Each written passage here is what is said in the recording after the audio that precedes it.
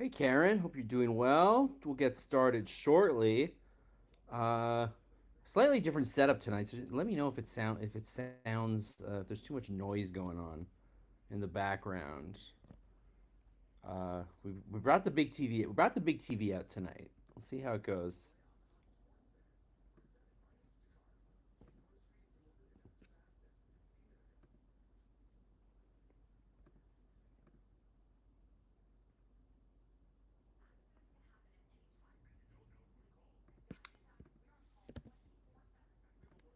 I will say I cannot believe it's already Friday. What a fast week it's been. Hey there, Max. Good to see you again. Hey Karen, happy Friday to you all. It's the weekend, kind of. There's so much hockey going on. Weekend to uh, Weekend to some, not to all. We'll have our usual round of coverage. Doesn't matter if it's the weekend. We're going to be here, and the Gazette will be here all weekend for your hockey needs. We're going to have what are we going to have? We're going to have the live blogs on the website right now. You can go on the live. You can go on the MontrealGazette.com to get the live blog. It just has like the updates if you need the updates. We've got about last night come in after the game tomorrow. We've got the hidden game from Herb Zakowski. And we have Pat Hickey this morning wrote a column. Everybody, give a shout out to our fave, Pat Hickey.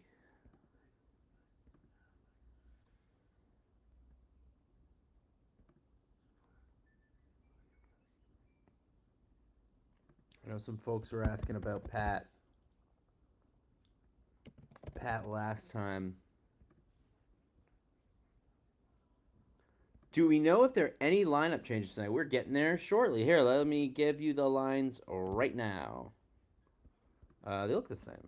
They look the same to me. How do they look? Here are the lines for you tonight. Our first line of troubled souls. And then Newhook Evans Demidov on the second line. Bolduc Doc Valeno, Texier Dano Anderson, Nathan Carrier, Hudson Gooley, Jack I. Dobson, and Dobesh. I guess my first surprise, are you guys surprised to not see Kapanen back in? I know a lot of people.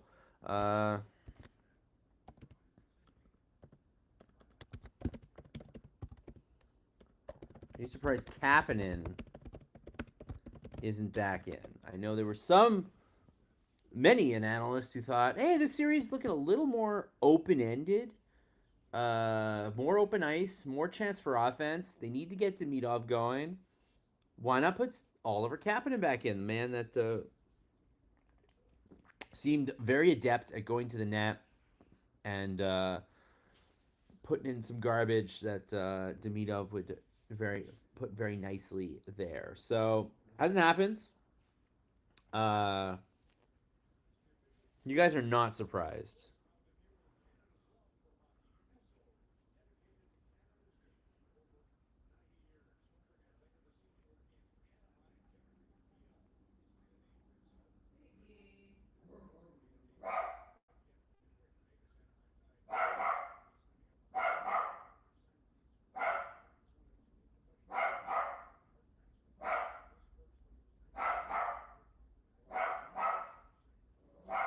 As you guys can hear, my dog is very excited about the game tonight. Apparently, Valeno looked a bit rusty. He'll be better tonight. Yeah, I do hope that Valeno. He was okay, but he's just like he doesn't provide much offense, so he's like a bit of a somewhat inconsequential player if sometimes. Mark says would love to see Cappy back in. Yeah, I do wonder if we'll see that possibility. Hey David, let me see if hold on, let me see if I can get my dog to shut up for a second. I fed him dinner for this exact reason.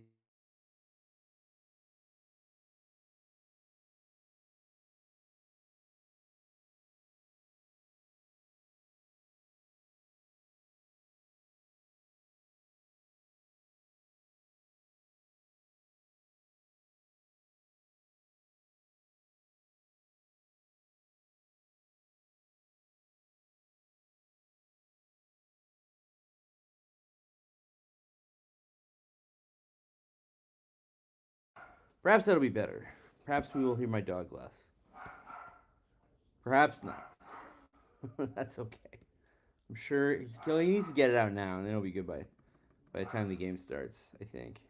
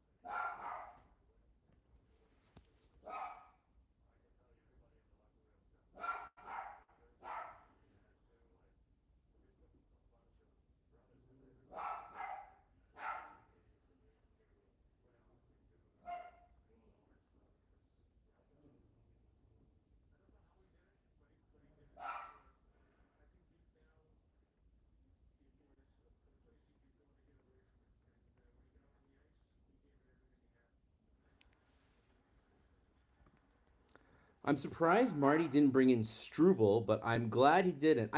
You know what? I will say this. I think giving a guy one game is like kind of gauche. So I'm not surprised that he gave everybody 2 games. And then obviously, if they whether or not I think they go up or down one here, um, I think you might see a lineup change at home. At home, you have maybe a possibility of putting Gallagher in, but man, I don't know about this series. This might not be the series for Gallagher. If it gets really physical tonight, maybe, but I didn't find it that to be that physical in game one. I just find Buffalo to be very big and fast. I don't find them to be a particularly like physical team. I don't know. You guys might disagree with me. So I feel like Gallagher is in an especially bad spot where he can potentially take penalties by being a little step behind the play. Um, so yeah, Gallagher, I don't see it. Kapanen, I think if the second line just continues to like not produce, they're gonna have to put Kapanen back in. Kelly, you agree with me? Time to give Kapanen a shot.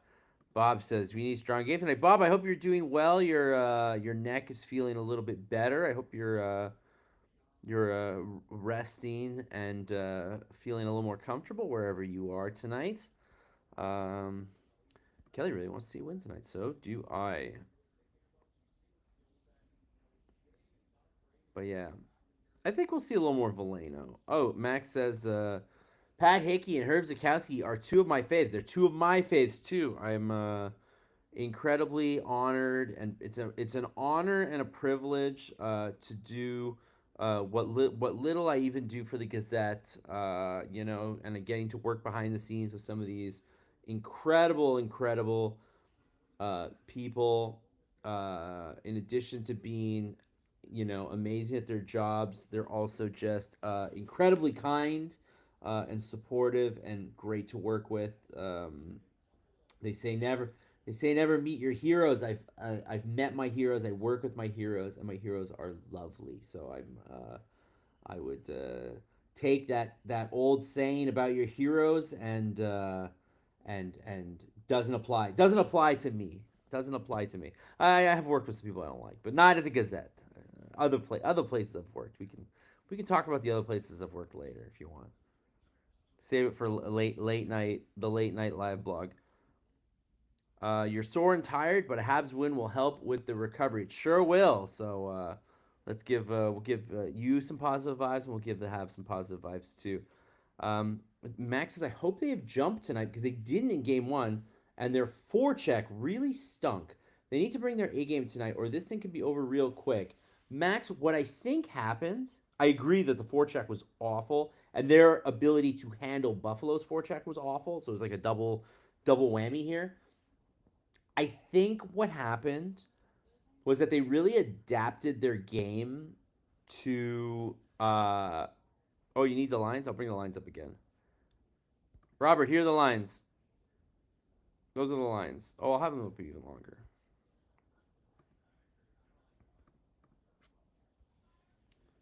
There you go. Okay, so what was I saying about the game one? So what I think happened was they did have to adapt their game a little bit to beat Tampa. Tampa was a slower, more methodical team. I do think that Montreal did a lot to neutralize them, but I do think it came at the expense of their offense and of them being able to play their game. So the issue that I think happened was they went into Buffalo and they were a little confused as to what type of team they ought to be. Were they like, do we be the team that beat Tampa and played a little more like a defensively responsible kind of button down style? Or do we go back to playing our game, which is like a little more offense, more run and gun, more transition play? And I think they kind of got caught in the middle. And I think they played pretty well. I didn't think they played badly against Buffalo, but I do think that there were some key areas like taking penalties, the penalty kill, forecheck, where the high danger chances, where the Sabres were decidedly better. The Sabres also did a much better job at getting guys in front of Dobesh. I feel like Dobesh did not have to deal. He dealt with guys crashing the net in the Tampa series, but he did not deal with a lot of shots from far out with a lot of screens in front. I felt personally. And so I thought that, the at least a couple of the Buffalo goals kind of came that way where they were kind of shooting in front of a quick screen. And it was that real like quick like off the rush, right? It wasn't like a methodical point shot and then they got guys to the net. It was a real like shoot through your screen, and I do feel like Dobish had a hard time with those. If the book is out on that and he can't handle them tonight, I think you might see Fowler in game three. But so far, Jakub Dobesh in games after a loss, his stats are mind boggling.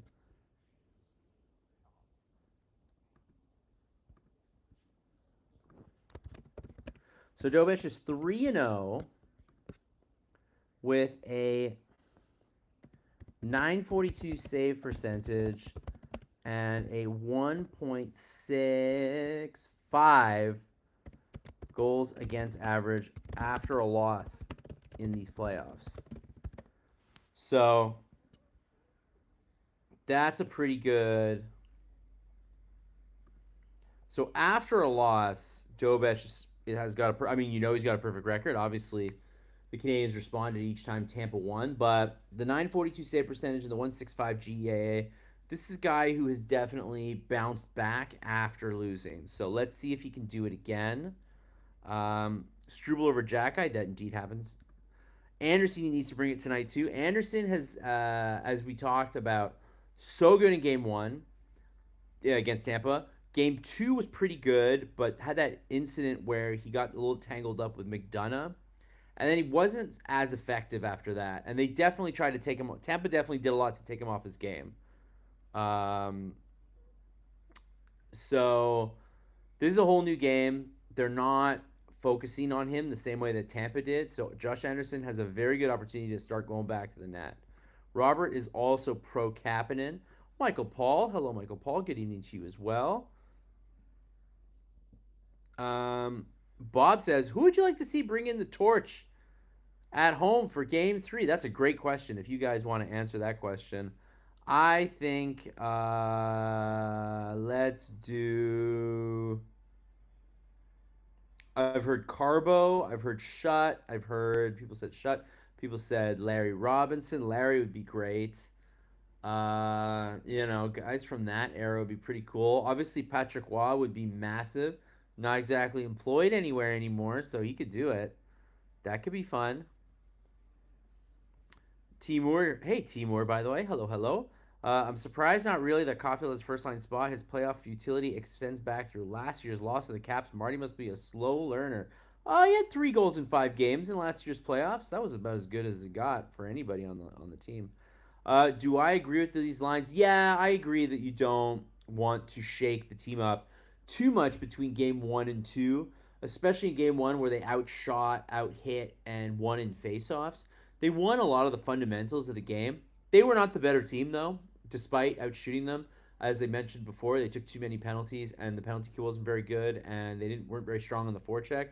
So while I do think that there are ways to improve, I think that these are the guys that brought you to the dance. I think you've got to like exhaust what they can do before you start tinkering with the line some more. But I do think that there will be at least one lineup change for the home game, regardless of what happens tonight. All press was saying that the fourth line shouldn't have changed. Slavkovsky needs to show up too. Yeah, I know. It's funny for all the talk of Cole Caulfield not playing well, and he definitely has not been playing well. Slavkovsky is also not scoring 5-on-5 right now. He obviously won game one pretty much single handedly on the power play, but has been very quiet ever since. And obviously, he took two pretty big knocks in the Tampa series, so he has not been very good. So that's another guy who needs to like do something. He needs to pick it up. We'll see what happens.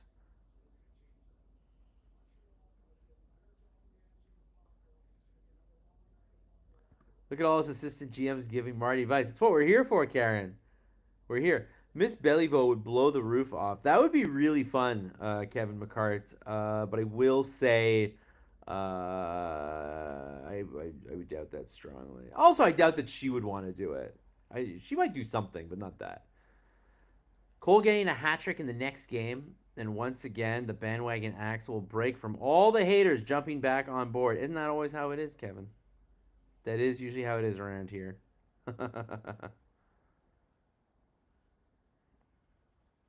You also said the Habs have improved by leaps and bounds, both as a team and individually. Just battled tooth and nail with a cup favorite to win the first round, and they're the youngest team in the NHL. Max says, I like Marty generally, but not the way he has handled Jack Eye. I will never be a fan of. Robert says Evans should be on the third and Newhook on the second. Well, Newhook is on the second, right? It's Newhook, Evans, Demidov. The problem is that you don't have a second line center.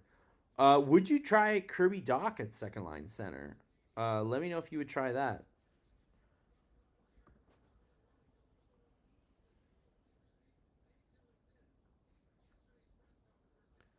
Mark said Evans is the second line center. Good lord, Evans has no offensive skill at all. I mean, he's the second line center in like name only. They're not putting him out there on like important offensive shifts. You know what I mean?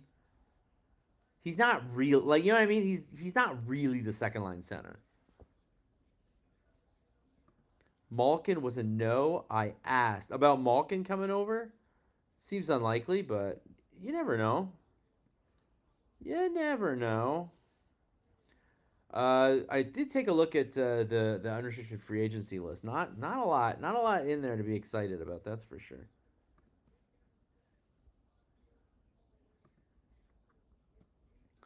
We're gonna be starting soon here. Very exciting. If the one line doesn't produce tonight, we may be joining Philly on the sidelines. That may happen. Bob says Slav has picked up a bad habit over the last month. Blind behind the back passes. Yeah, he has to stop those for sure. Blue says bit of a slow start. Game one expected after a big game seven, but played well in the second half of the game. That third period wasn't too bad.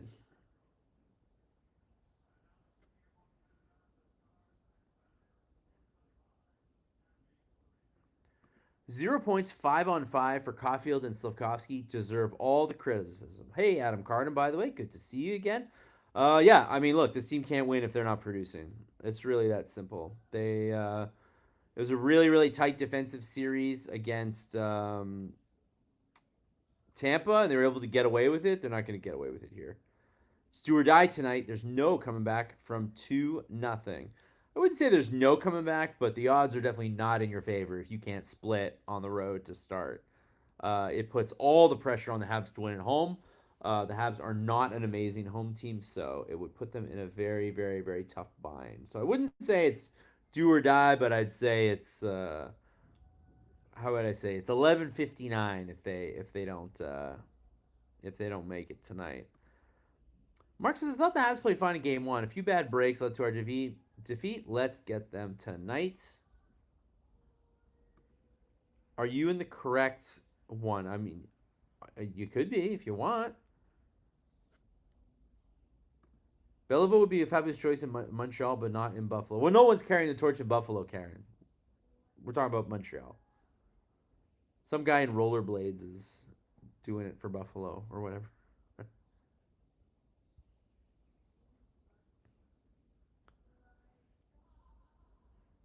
Swapping lines and players is not as easy as you think, especially in the playoffs. You're not gonna like put guys with guys that they're not familiar with. You know what I mean? There has to be some familiarity at least. Ryan says, I think we should start our energy line to begin games. I agree with that. I don't think they should put out the first line. But some of that is matchup as well, right? You do want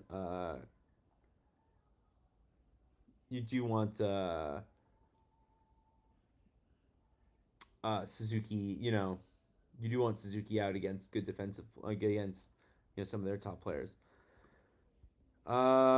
Max says Mitch Melnick thinks they will come back to Montreal down 2-0, but will win at home to make it 2-2. I mean, it's possible. It's definitely possible.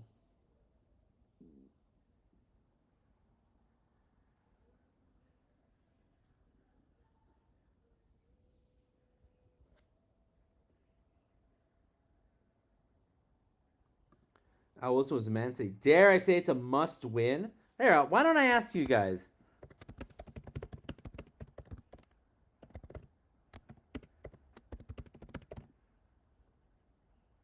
Is tonight a must win? Yes or no? Steve Frost. Hey, Steve Frost. Hudson saying in an interview last game that everyone came out to play except himself. Just shows what a wonderful kid he is. Yeah, I find he's almost a little too hard on himself. Ryan Miller with a nice head of gray hair there. Good for him.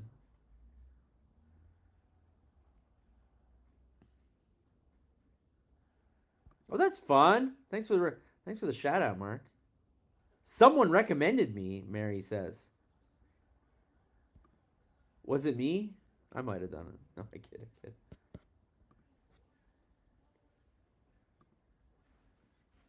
All right. First period is underway.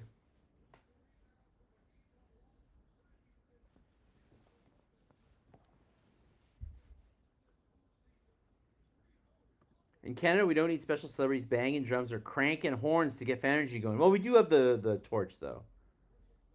We do have the torch.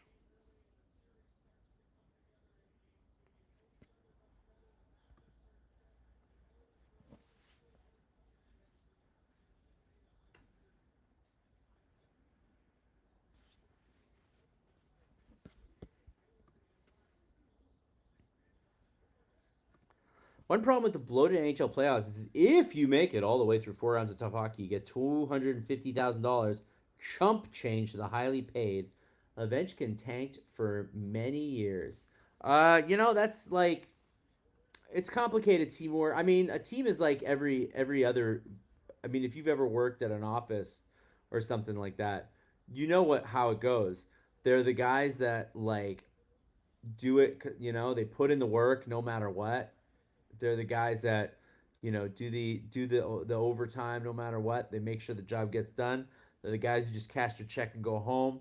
Every office is like that, and every hockey team is like that. But I will say that to make it to the NHL, there aren't that many guys who don't want to win. You know what I mean? Like you have to have it in you. There are certain players who don't. That they're very, they have the talent to make the NHL and don't perform in the big moments, and we've seen them. But for the most part, if you want to make it in the NHL, you gotta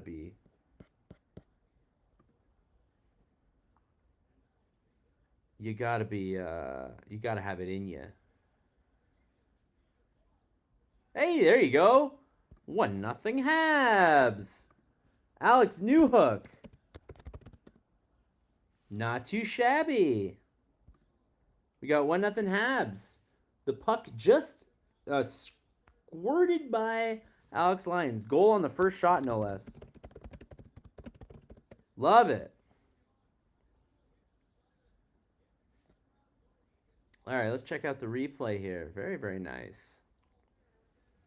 Puck is bouncing. Newhook in the corner. Shovels it back out to the point. Goes right to the net, right where you want him to be. And he is right there to redirect it past Alex Lyon. Brutal goal, but we'll take it. Yeah, you know, sometimes when the Habs score a goal like that, sometimes I think about what's the live blog over on the other team thinking right now. Are they like,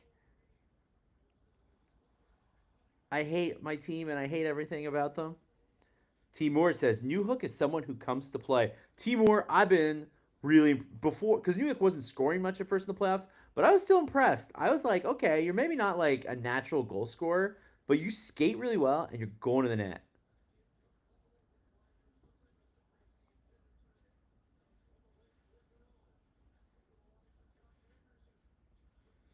So I will say that Timur, I'm in total agreement with you. I been very impressed with Alex Newhook. And again, like Doc, another guy who had a rough season,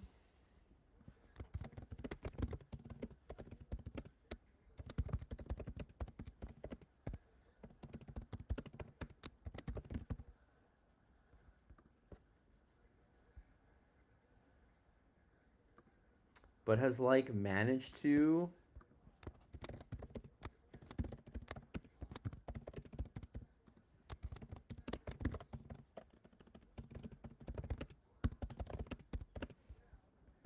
So that goal came at 136.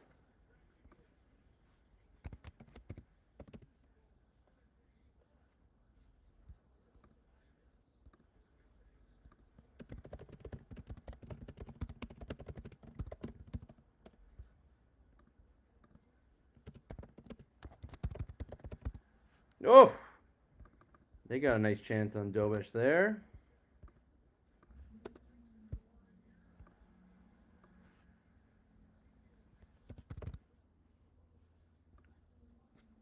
Look out for those Sabres. Nice little.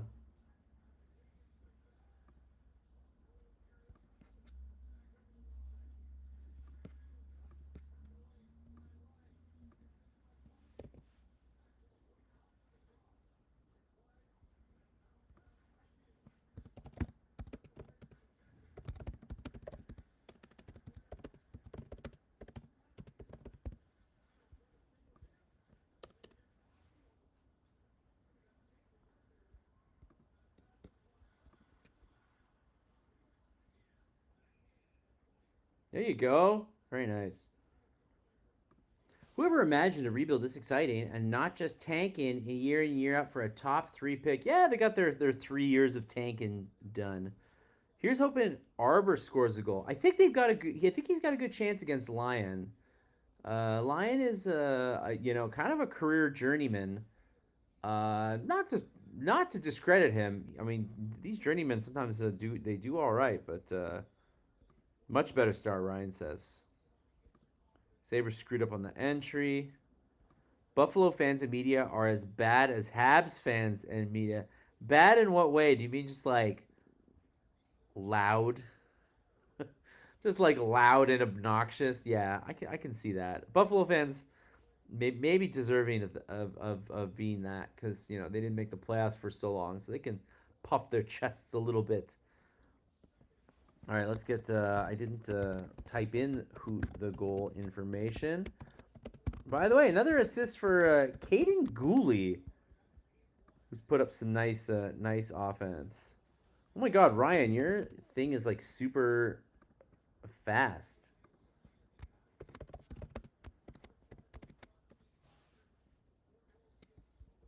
Because I just saw the goal on the off the draw right here.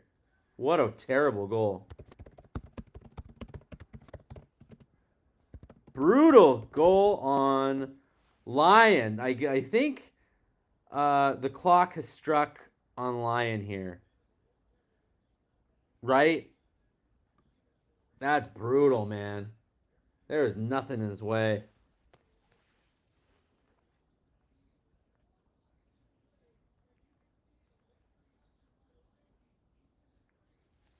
Unbelievable, guys. Well, there you go. Are you happy now? Are you happy?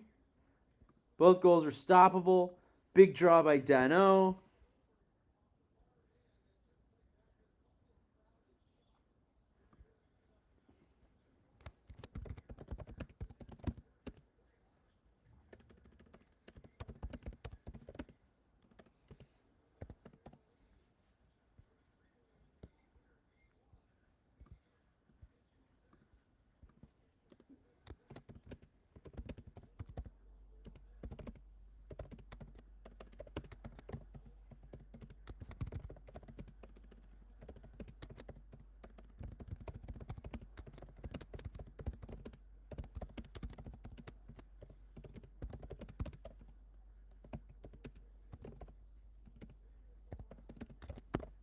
But yeah, just brutal stuff from Lions so far.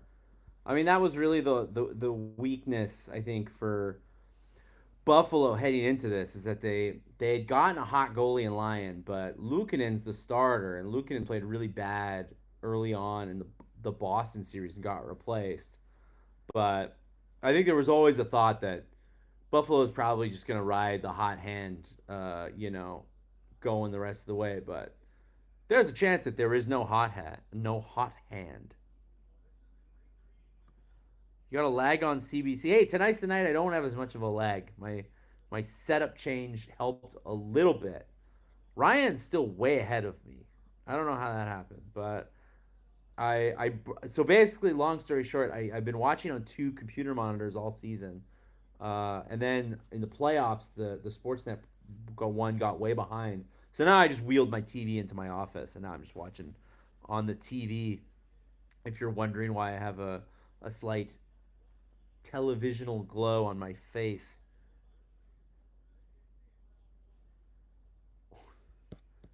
man, Marty is talking so pensive to Dano right now, like a worried father.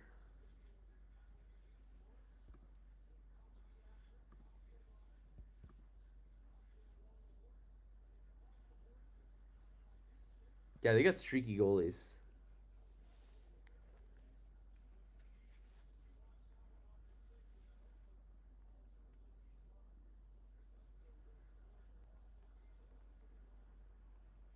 Anyways, but this is why we said they need to keep shooting, right? Because Lions just not that good.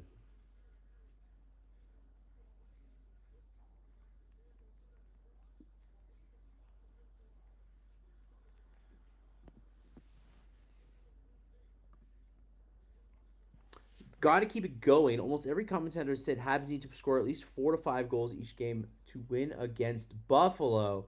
I do think these are going to be more high-scoring games compared to the Tampa series. Yeah, you're right. I would not consider D Smith. By the way, hello D Smith. I hope you're happy Friday. I hope you're having a good week. Start your weekend here.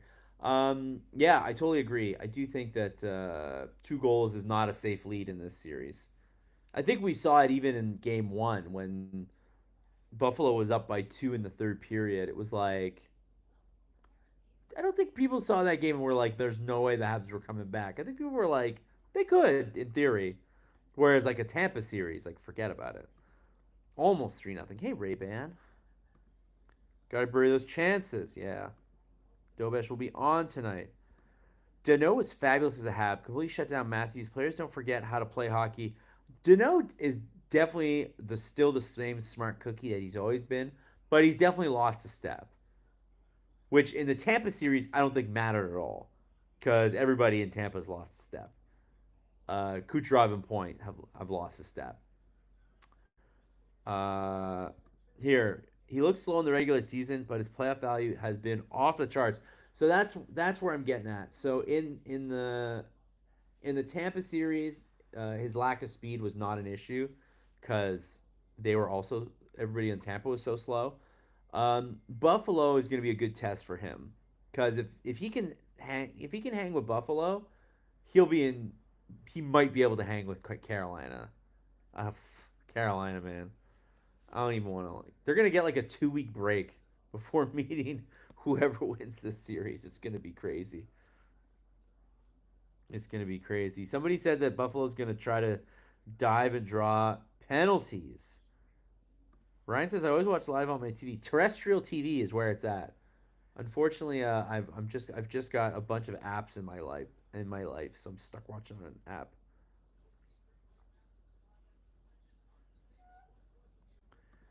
Kevin McCart says, feeling Dano worth these playoffs. Glad he already played a stint. This mad city seems to enjoy the intensity of being had. There's a lot to be said about acquiring guys who want to be here, already know the market, already know the players. Like Dano still had teammates here. Uh, it just made more sense to do that than to trade a premium for somebody else and not know how it's gonna go. Oh, here we go. Alex Tuck Fan on the shot. Really nice defensive play, Jack Eye. That was a great defensive play, Jack Eye on Tuck. That is not an easy guy to shut down. Future Montreal Canadian Alex Tuck, right? That's the guy, eh? That's the only UFA that I'm like, who's like a little older that I'm like, I don't know if he wants to come here. I think I might throw all logic out the window. Maybe just maybe.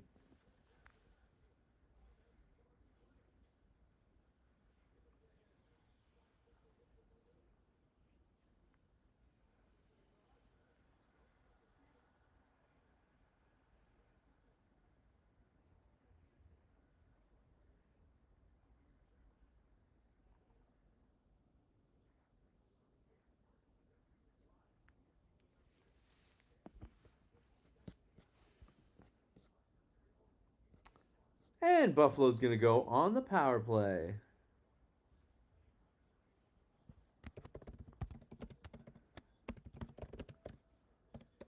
Carrier's a guy that could be interesting uh, as guys get healthy or there's options. Again, Carrier very effective in a slower series. I do wonder how the speed of this and size of this Buffalo offense might affect Carrier's spot in the lineup. I mean, at a certain point, they're going to swap, and Dobson's going to take all the minutes. Dobson's clearly still not 100%.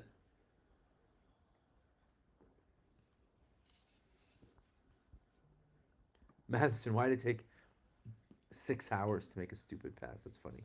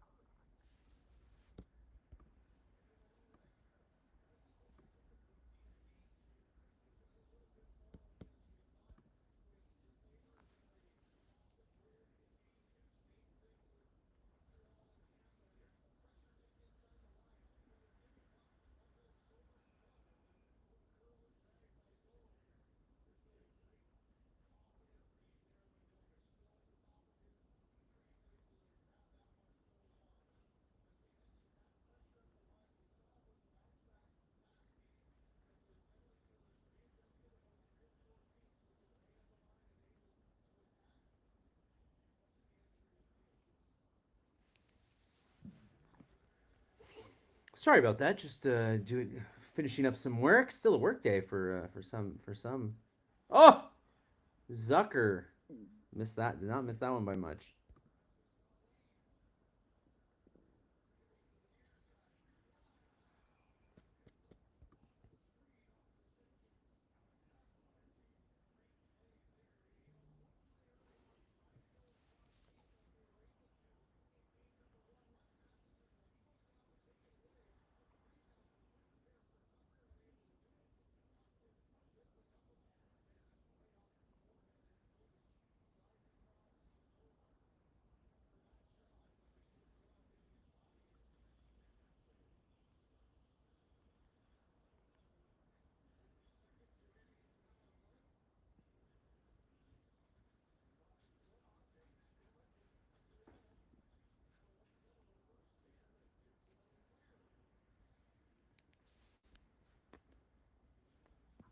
Dobish is looking more confident tonight so far. 5 saves. It's 2-0 Habs.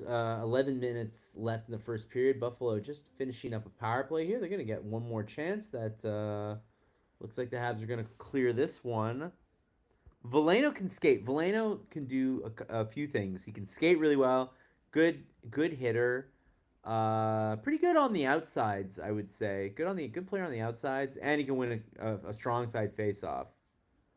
Uh, can't score. Doesn't really have good instincts for that, but he's good fourth line guy to have in the playoffs, I think.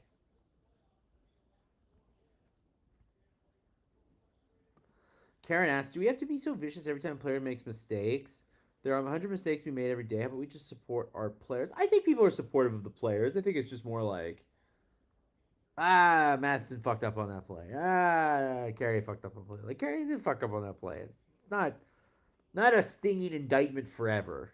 An indictment of that particular play, which is fine. I think Malkin for a year or two at Demidov and Hage Zarovsky for a year could do wonders for development. I'm on the record saying that I too would be curious about Malkin.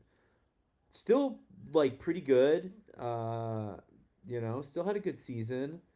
And on a team where he'd be more of a complimentary player, I think he could be good. How much money are we throwing at Tuck? He's a wet dream to play to me. Oh my god. I mean, have you looked at the list of free agents this offseason? There's nobody. There's nobody good. There's nobody at forward. Alex Tuck is the only guy. If you want a top six player and you want one now, Alex Tuck is the option. I think he's 30, I think. I don't see why he wouldn't get ask for the moon here.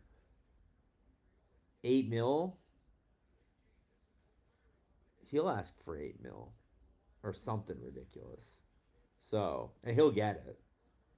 There you go. Back to 5-on-5.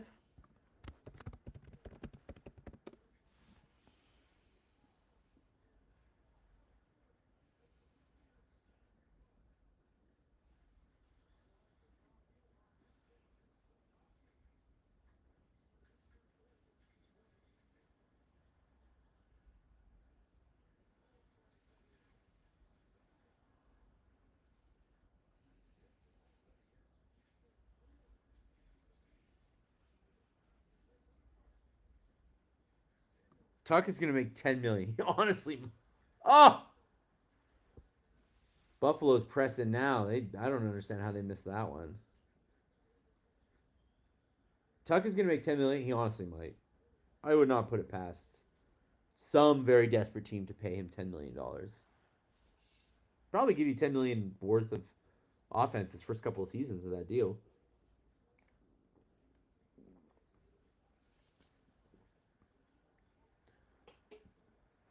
All right, after a fast start by the Habs, leaping out to a 2-0 lead, 2 goals on their first 4 shots. I would say Buffalo, after that penalty to the Habs, they didn't do much on the power play, but now they're forechecking really strong.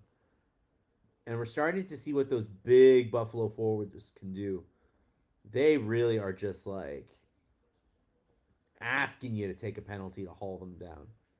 You basically can't haul them down legally. They're too big.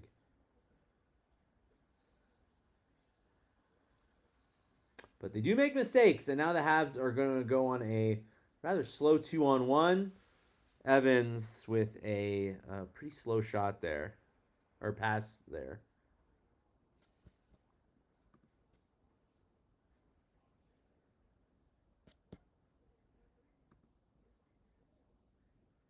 Well, we got the boxes are open, so who's going off here?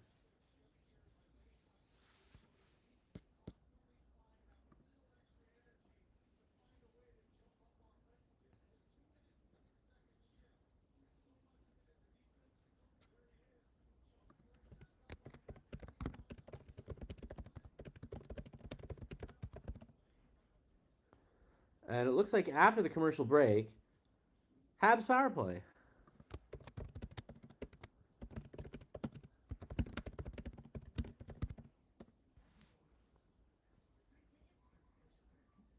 Sabres are getting stupid, you say.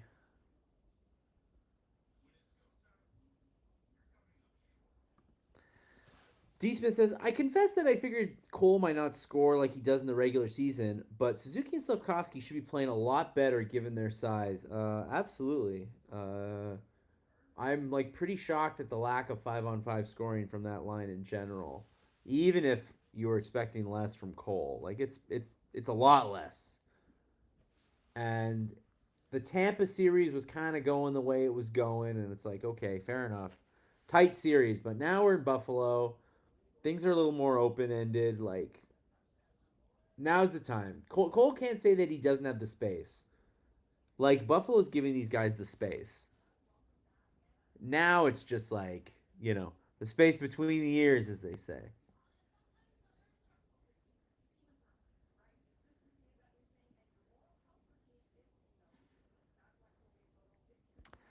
D. Smith says, I will say it. Hudson's is the Habs' best and most valuable player. I would agree with that. I would agree with that. I mean, he plays the most touches, responsible for the offense, responsible for a lot of the defense.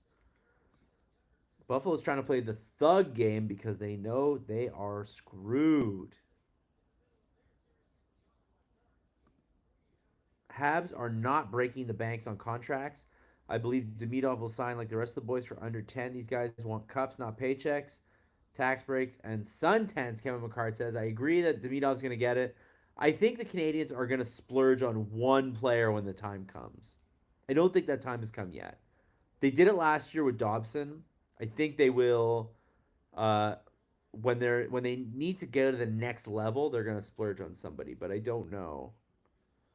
Slav has been decent so far at night. He's won most of the puck battles. Well, this is a fantastic opportunity here.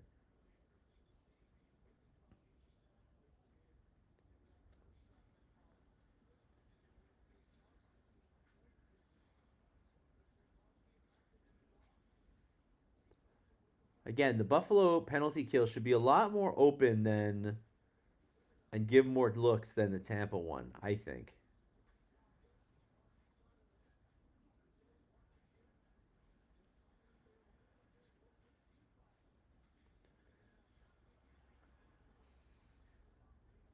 Caulfield with a nice shot.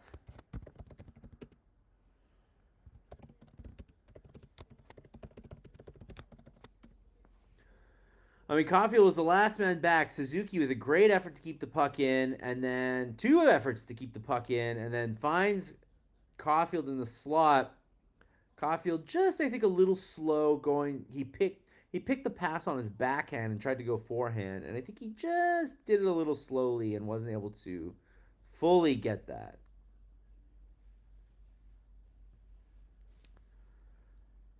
Max says, I hope they keep pushing. I don't want a 2 goal to be Buffalo within to be within 2 goals. Yeah. I think we've established that this series is going to be a little more fun and gun than the Tampa one, so 2 goals is not great. I mean, it's great, but it's not like airtight.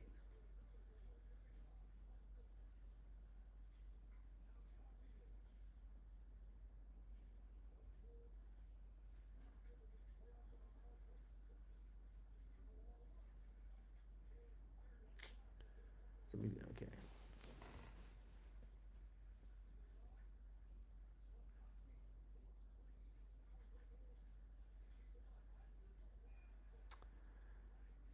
I mean, those are the situations. Caulfield's going to score at some point. In this case, teed up Hudson for a nice opportunity. But again, would like to see Caulfield being the one getting into. Caulfield's kind of putting himself in spots to set up his teammates, but I would love to see him try to get into a lane.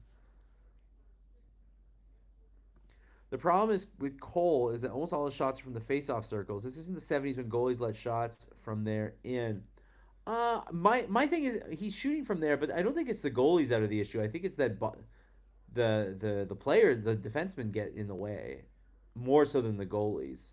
If Caulfield shoots really hard, he'll score from there. But the problem is that players are getting there, and he's not able to get a shot off.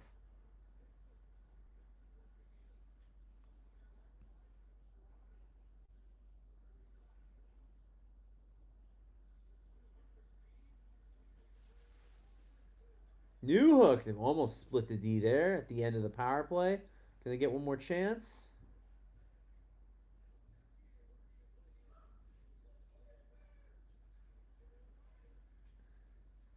Texier doing what he does best. Stick handling. That's what I want to see Dobson doing. Take another shot. Oh, Texier would try to get a nice kind of bank shot to Bolduc.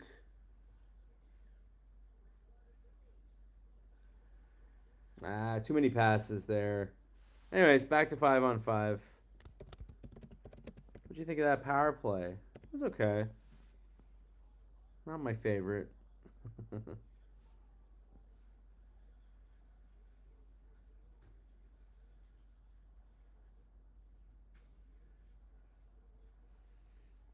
All right, Anderson muscling his way to the front of the net there. Nice hit, Anderson on Tuck. Oh, Anderson right in front.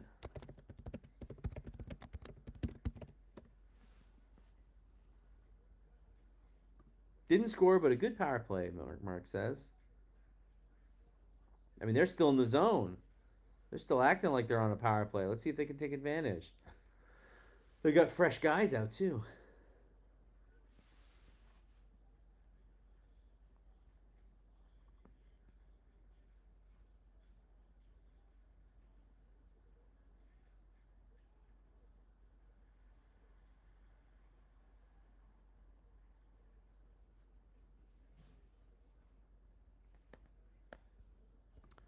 Still 4 minutes left in this period.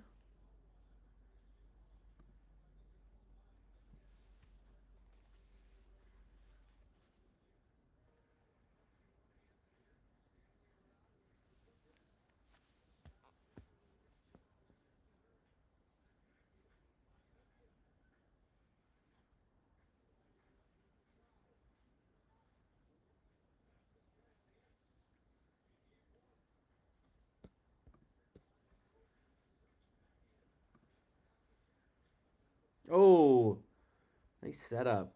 Suzuki trying to set up Slavkovsky, then Slavkovsky trying to set up Caulfield. But that's what I'm talking about. Gooley just firing one on net. Went wide, but Line had no idea what was going on.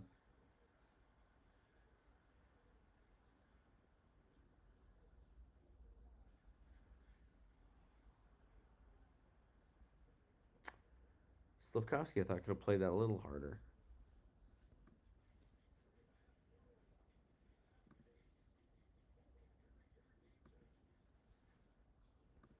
The boys are definitely shooting more, which is very nice. I mean, Lion is he's a wounded gazelle right now. Time to start firing away at him, seeing if they can chip at his confidence.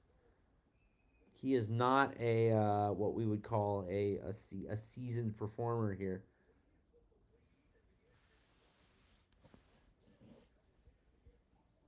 Love it. Dobish taking a swing at a Sabre. Yeah, don't get in his kitchen. He's a big guy. Canadians are the better team. Habs are throwing it around good. Keep up the passes. Pick your spot. Playing well, making good decisions. Mark also says Valeno's been good tonight.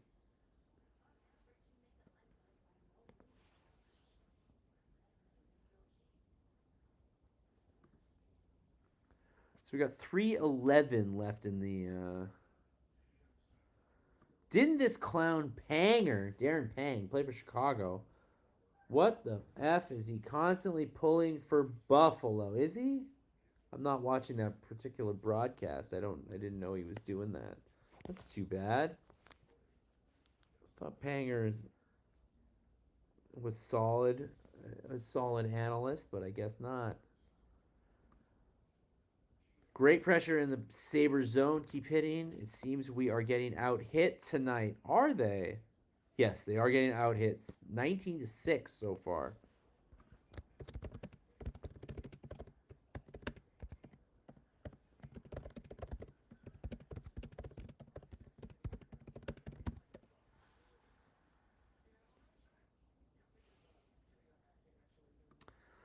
If Cole wants to score in the playoffs, he will need to go to the dirty areas. He will not score by perimeter shooting. Yes, it's a lot harder to find a shooting lane.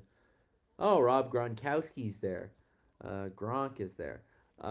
Yes, it is not easy to find a shooting lane in the playoffs. The only way that you can really do that is by going to the net. He is going to have to do that. Because what he's doing right now is not working.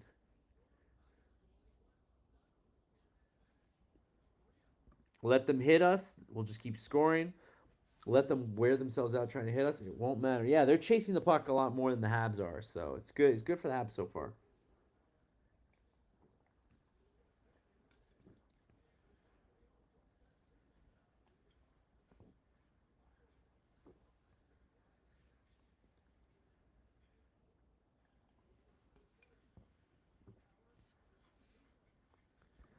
Max thinks Caulfield's going to break out of a slump tonight. Will he? I think he's got the room tonight. He just needs to get a good shot off. It's really all it'll take. High shot on Dobesh, who makes the glove save, but not with an incredible amount of confidence. Man, it's not often that you see Jack-Eye hit a guy and the guy doesn't like budge at all. But that's what happens when you try to hit Jordan Greenway. 6'6". He towers even over Arbor Jack-Eye. What an absolute beast of a man. This series is made for Jack-Eye. The hit statistics are suspect. I take all of the NHL stats with a grain of salt. It depends on who's counting at the arena that night. You know, you never know. But I will say that Buffalo's gonna have more hits tonight because they're chasing the puck a lot. So if you're chasing, look at Bolduc telling off Greenway on the bench. You love to see that. And then the puck just hops over Buffalo's Samuelson's stick. And they got to try all over again on offense. And they lose it. I thought, well, you know what? Anderson had a chance to hit Texier for a potential breakaway, but I'm going to be honest. Anderson probably knew better. He knows he's not that good at passing.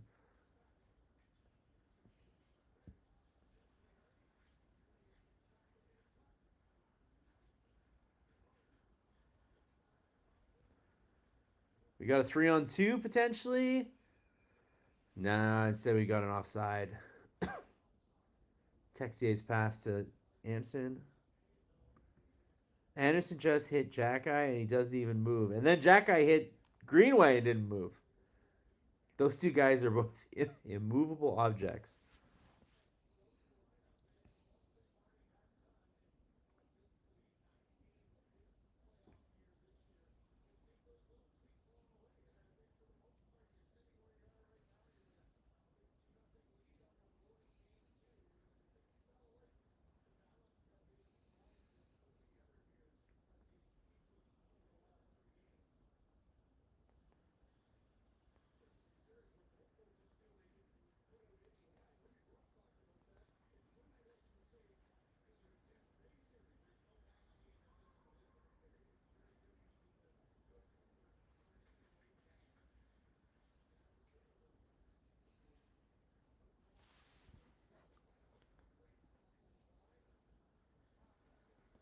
D. Smith says, I'm so happy Dobson's back. Oh, yeah.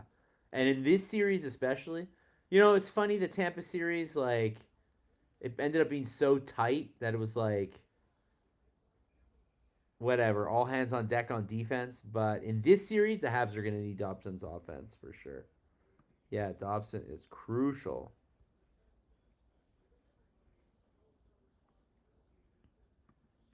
Buffalo did a good fan filling the building with their own fans. Hey, look, I will say this about Buffalo. They have good fans. It's a good sports town. Oof.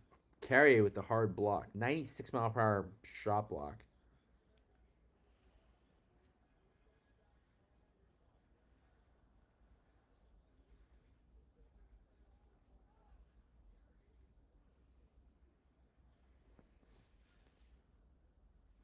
Man, oh man, this is a long period. Yeah, hey, why is it? I don't feel like there were that many whistles. Very strange.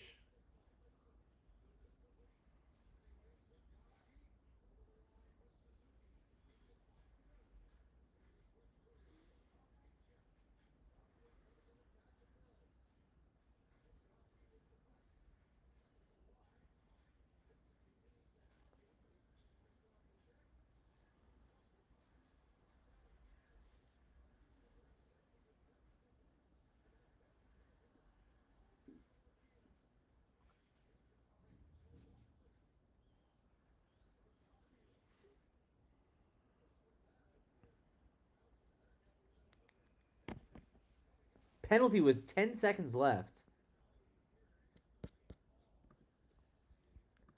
Habs get a power play. All right. I'll take that. It was Doan interfering with Dobson, it looks like.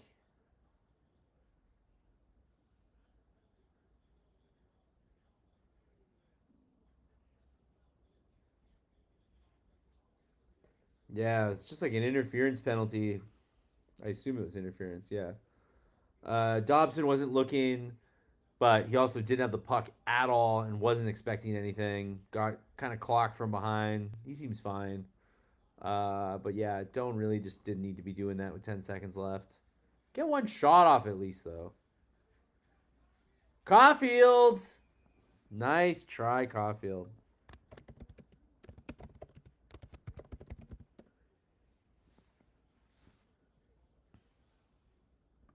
There was a bit of a quick whistle, eh, Mark? Puck was definitely loose in front of Lyon, but I guess the ref lost sight of it.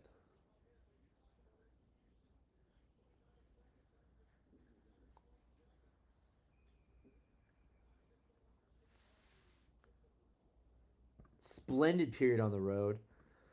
Kevin McCart says that Montreal's only like half an inch to an inch and 7 pounds smaller than the Sabres. Yeah, but the Sabres, like, outside of Byram, right?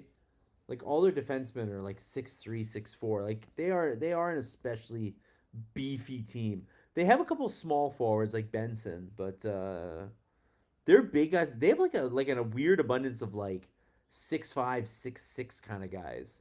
Like even like the super heavyweight size. Anyways, great first period.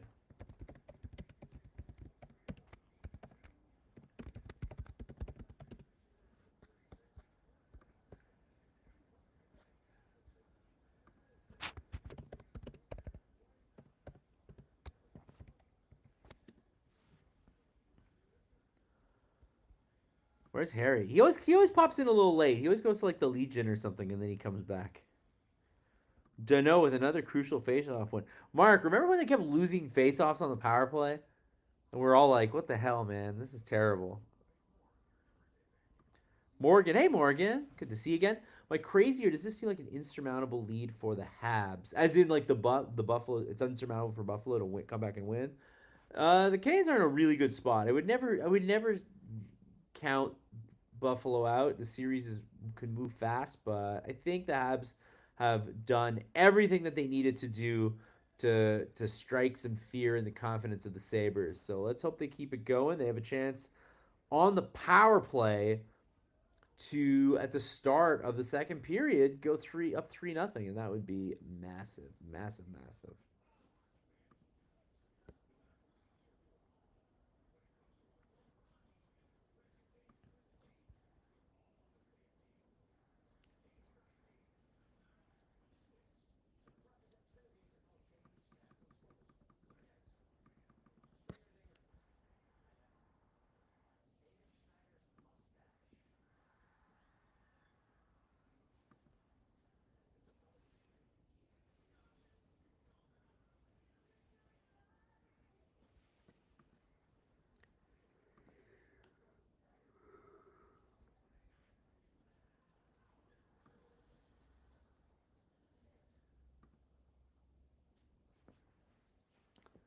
Yeah, I mean, isn't that the challenge? It's been the challenge for the Habs all season, right?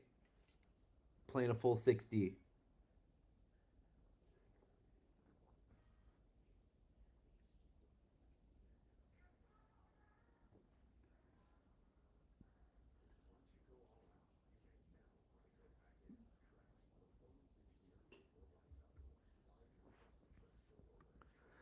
The talk since the Cap series is the Habs need to get tougher. Still some guys, but they have to put this to bed a bit. Why is the Buffalo power play looking so horrible? I don't. I think they are somewhat lacking of a true trigger man. I feel. I guess Tage can be that guy, but Tage has got a little bit of inconsistency sometimes in the scoring. I mean, most goal scorers do. Buffalo is so good. I love them. So happy for them. Big fans of their players. So I can't build any hate for them. No, Adam, you're gonna have to try. Try to build some hate. What if they take out a Habs player? Will you then be easy? Poor decisions with the puck. Now, why is that above my pay grade? There you go, Kelly. You can teach them. You can coach them on the power play. Sabres had a weak period. I expect them to come out motivated in the second. Lindy Ruff's a milk and cookies kind of coach.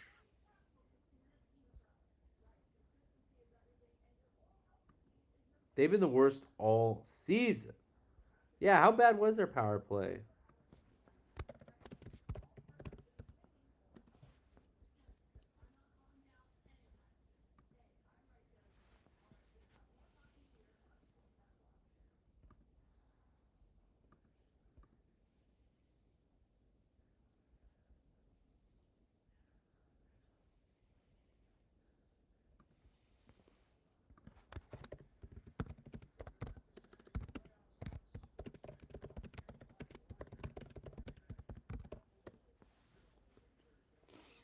So Buffalo was 21st on the power play during the season. So they did not have a great power play all season.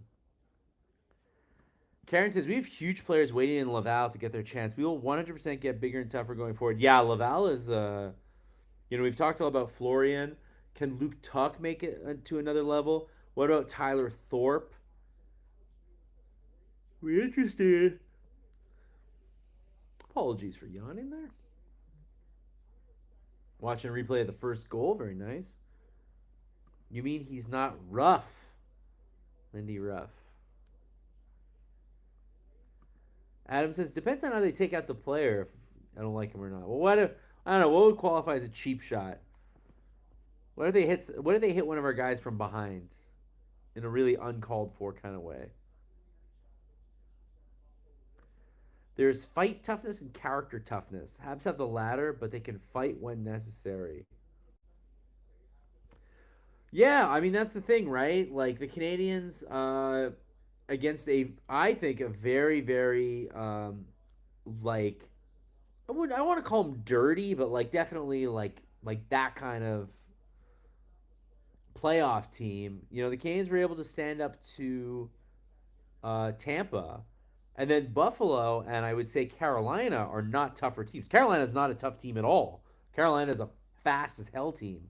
So I think the toughness part, they might meet Buffalo now, who are big, but I wouldn't necessarily call like tough, like old school tough. And then Carolina, who definitely aren't, and then maybe they meet like Colorado in the finals. And you're not meeting any team that's like so tough. You're meeting teams that are incredibly fast and talented. It's hard to look past our opponent's goaltending. Comparing Vasilevsky to Lyon is like comparing to the '70s Habs to the expansion Senators. Yeah, Alex Lyon got them here pretty good. That's cheap, but if it's a hit that Slav took, I can't be mad. No, no, no. The hit on Slav was totally. That was like a good hit. You can't be mad at those hits. No, no, no. I mean like a legit cheap shot, like an elbow to the face. Then you'll hate them. Smaller players, once they hit NHL level, have adapted their game where they're not dumbing around. Just look at Gilmore, Verbeek, Fleury in today's game. Not many Stevens, Neely's, Prongers. Yeah, there's still a learning curve though, and I think Cole Caulfield is encountering that learning curve right now. He's learning that he's got to find a different way to score to get it done here. Kevin McCart's a believer in the size of the fight in the dog over teddy bear looking up at the rafters when things go nasty. Yeah, I mean, look at Brendan Gallagher. I don't think anybody here would say that Brendan Gallagher is not tough, right? Brendan Gallagher is always going to be in the thick of it. He's always going to be instigating. So, I just saw the Dobesh slash again. Not a slash, but like that was funny.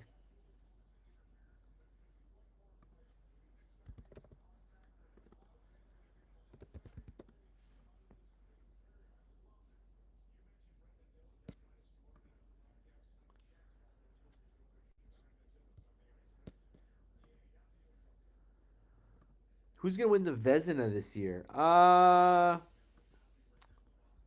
Good question. I mean, I feel like that with the Vezina, it's usually pretty obvious. Like you can look at the stats and who's the top.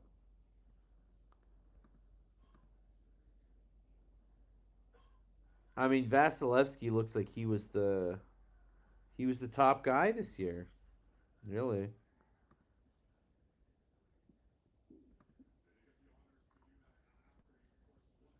Vasilevsky, I would say.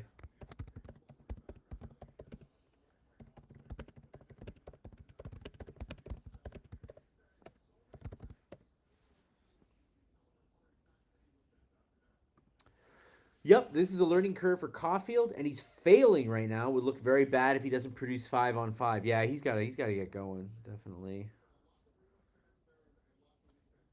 I don't know what he's. I mean, if he can't get it done against Buffalo here, I don't know because he's had his chances the last two games.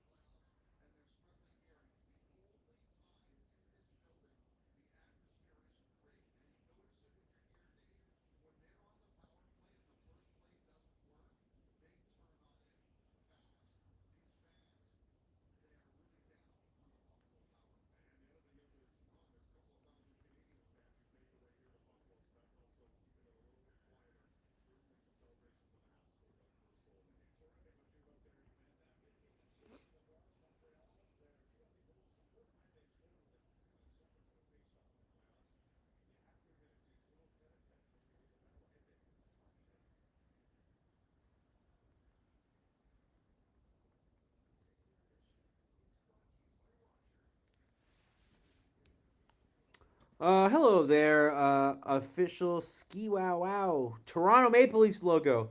Montreal is a dump of a city. Damn. Well, you got us. You got me. I don't gotta come back for that.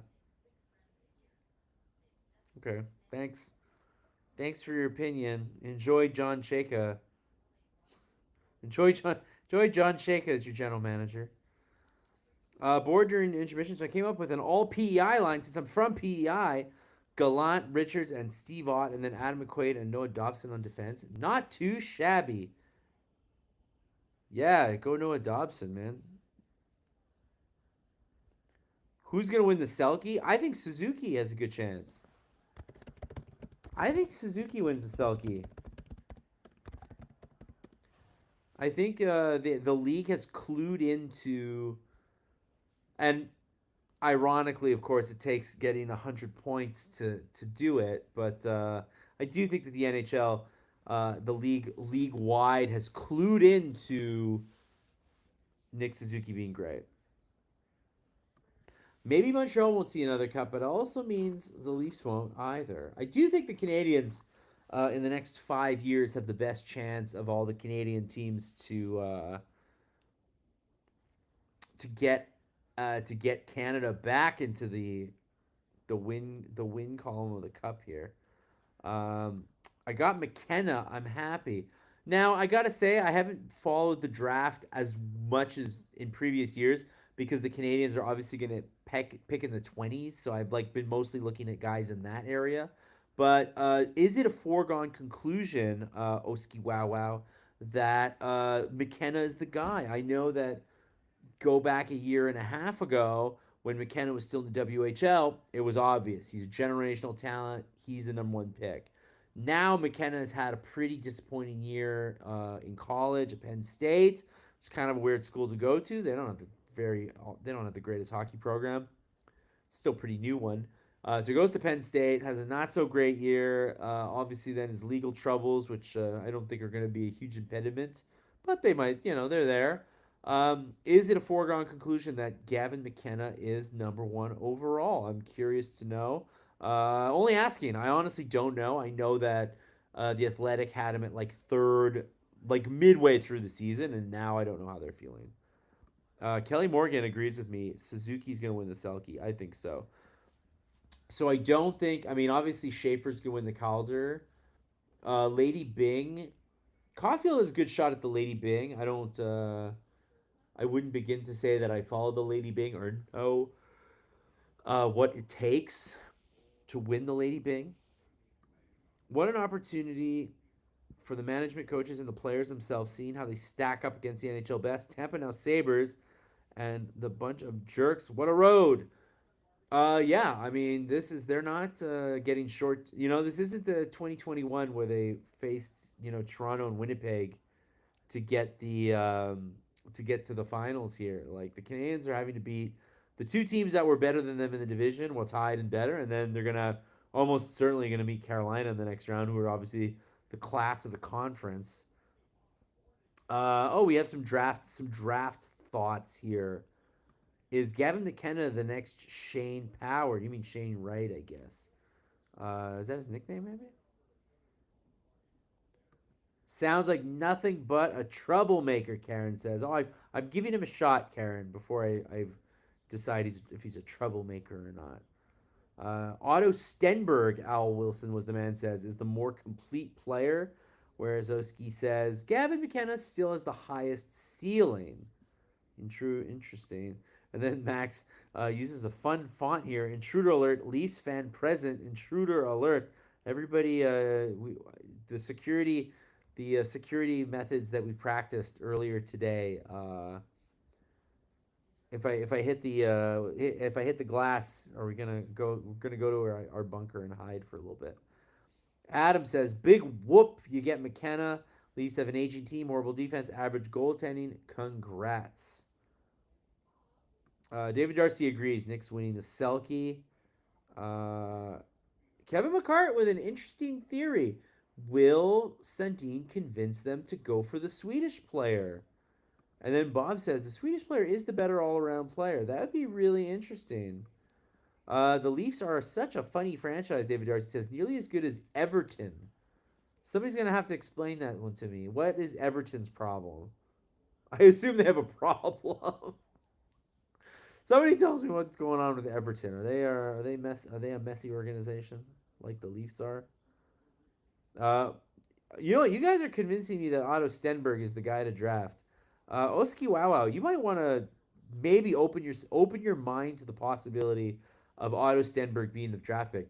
I'm going to tell you, Oski Wow, from personal experience, all of us here at the Liveblog, when the Canadiens had to pick first overall in the draft, I don't think that it was unanimous for Juraj Slafkovsky. There was a little bit of Shane Wright. There was a little bit of Logan Cooley. And I think that when Slafkovsky was picked, people were a little bit like, I don't know, my dude. And it's worked out swimmingly for the Habs. He was the right player to draft. So, you know what? Oski Wow, don't assume that, like, if they draft Stenberg, have an open mind about it. You don't have to be locked into anything. You're just a fan of the Leafs. You're not the guy making the pick. So what I would tell you is to have an open mind about the prospective players who might be drafted. If it's not McKenna and it ends up being Otto Stenberg, you probably still got a really good player. So be excited about that and don't feel locked into drafting Kevin McKenna. That's my advice to you, Oski Wow. And then you went and blew it all by calling Toronto the Mecca of hockey. It's the Tim Hortons of hockey, is what it is.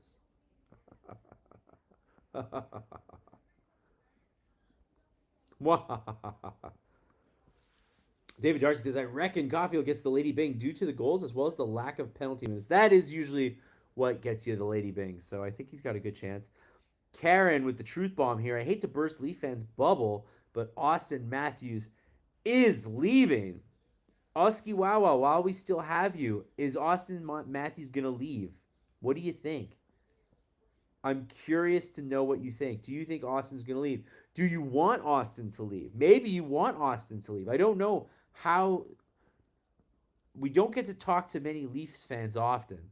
Gary Woliski's a known Ottawa Senators fan who likes to come and tease us. But we don't get to talk very often to Toronto fans. So let us know.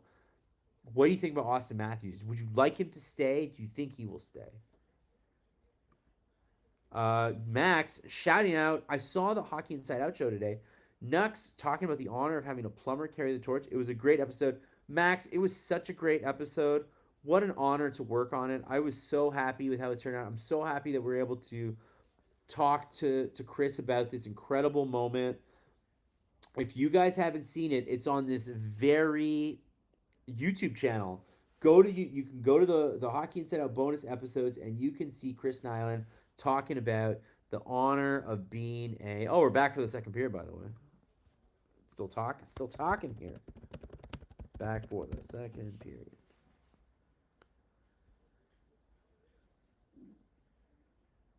Here's my explanation on Everton here. Everton are for Liverpool, and I spent the last 50 years having to watch them be the absolute dominator of English football. I see.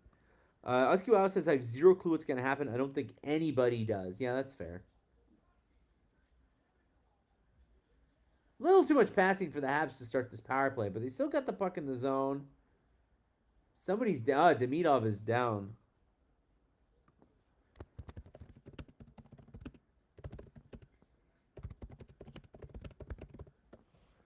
Looking like Demidov hurt his hand there, eh? Did you guys see exactly what happened?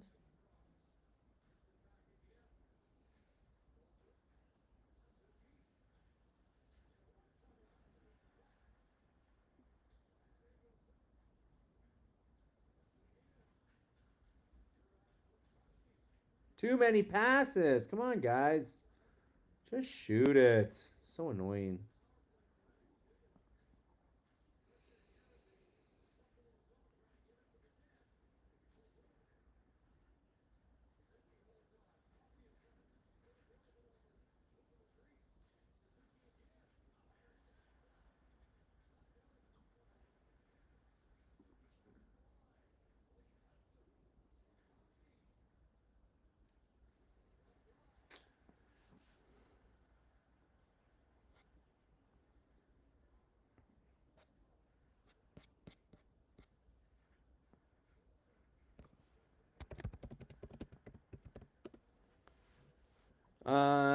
That would be 0 for 2 now tonight on the power play.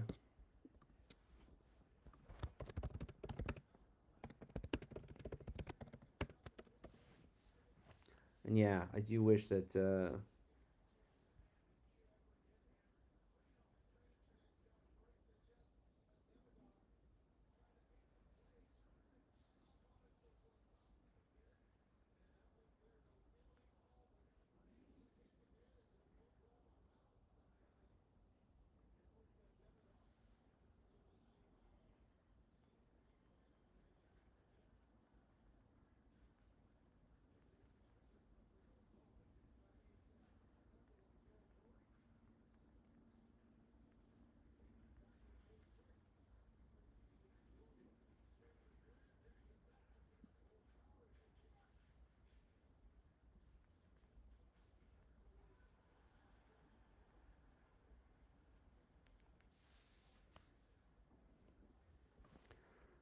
predictable lack of a power play, as if the Sabres don't know the Habs will pass until the man advantage is over. Shots are not required.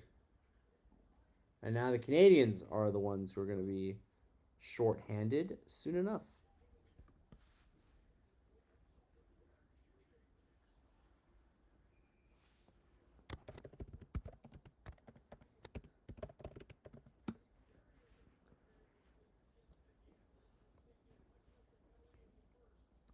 Losing Demidov has thrown him off big time. I will let you know when I know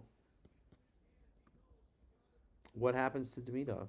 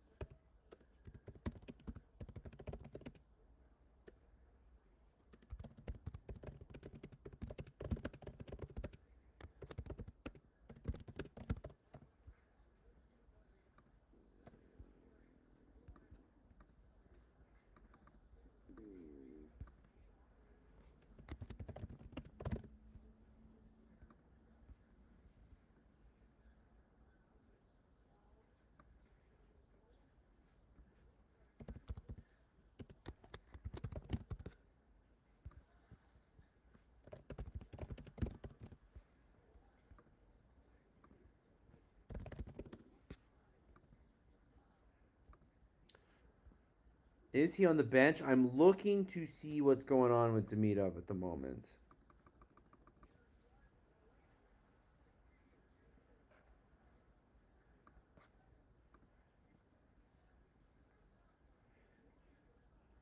Oh yeah, watching the replay here. Oh my God, Greenway.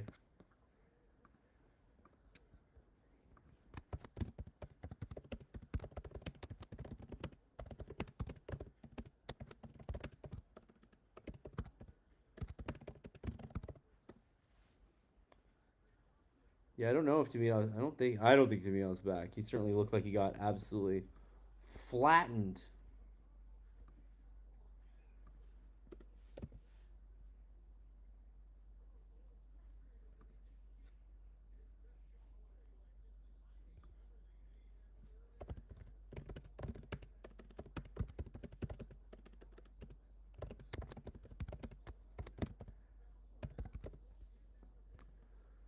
Jordan Greenway, definitely not the guy that you want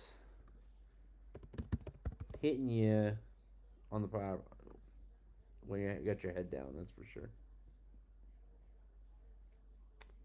Demidov is indeed back on the bench. Crazy.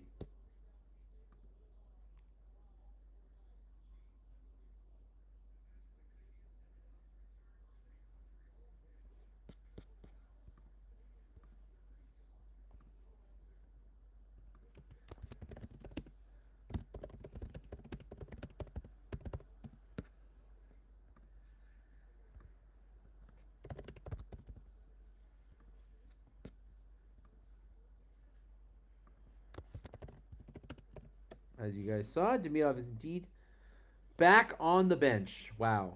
And the power play is about to be done here.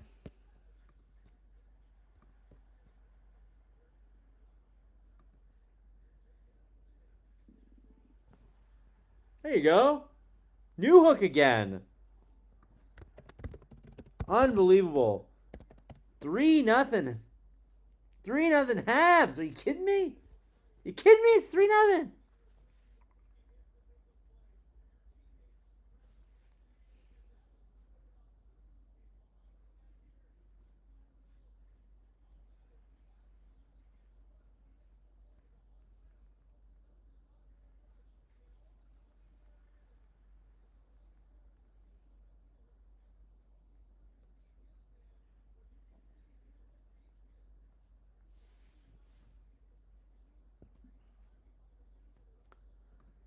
Keep telling you it's coming. Great pass by Evans. Evans, our second line center. He did it. Brutal PP. Morgan called 2-0 insurmountable. 3 might be insurmountable. I don't know if it's insurmountable.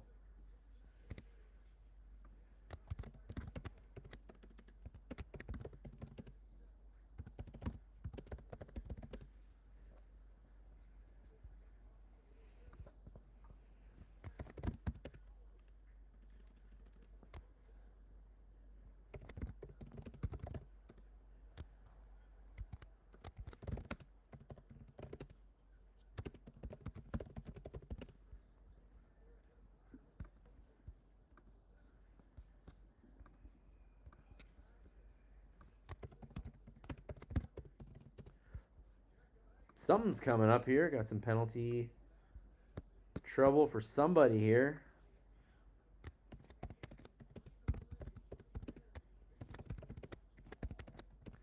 And that would be Dobson's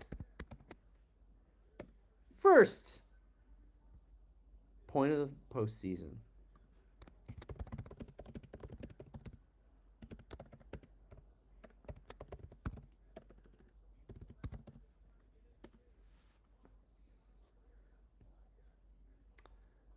That is a little. Come on, it's the playoffs. It's the playoffs. Let them chip. Let them chip at each other. Come on.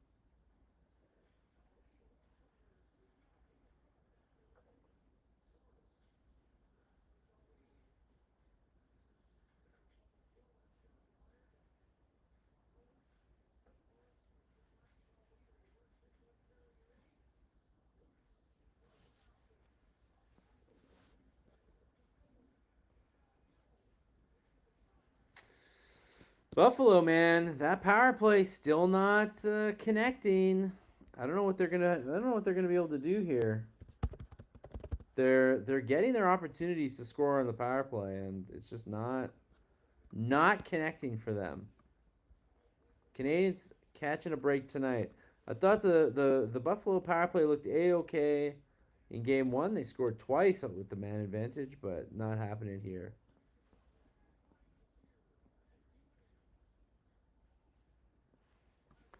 Proof is in the ice time. Arbor doesn't belong in the playoffs. That I thought he'd been playing all right, but that penalty definitely will not get him in Marty's good books. Cheap call. Arbor might be riding the pine now. Get a shorty and bail Jack-Eye out. Jack-Eye was trying to provoke him and lost a battle of the brains. Anyways, we're back to we've been back to 5-on-5, and we are back to 5-on-5.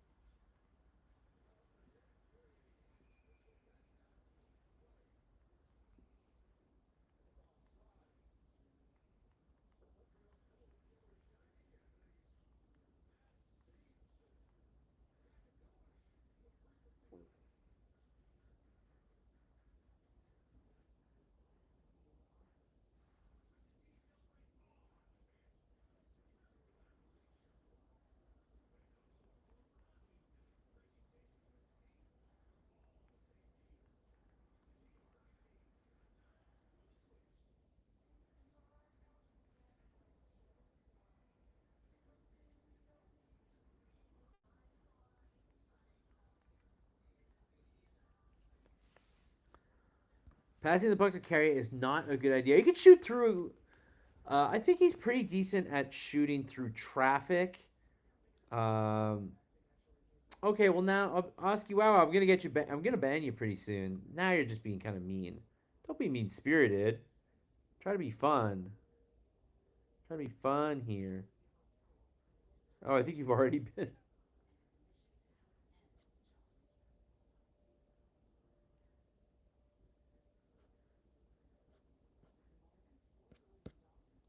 Looks like you might have already been banned. Stop with this conspiracy. The league is not against Montreal. Yeah, the league's not against Montreal. The refing is just the refing. It's just what it is. Oh, and by the way, Arbor 100% belongs to the playoffs. Man, you guys are still like hotly debating the Jack-Eye situation. Wouldn't mind Reinbacker at all. Well, I guess he was hurt. He's good now, right? He played. Did he play today? Is today when they play, or is Sunday when they play next? You ask what I do. You call those Frenchies. Can't call us Frenchies. That's not nice. Don't do that. Make fun of the team. Don't call us Frenchies. Reinbacker, what the f? Yeah, Reinbacker will be here next year. Okay, Reinbacker's not here for the not going to play in the playoffs. Reinbacker will be here next year. So don't be.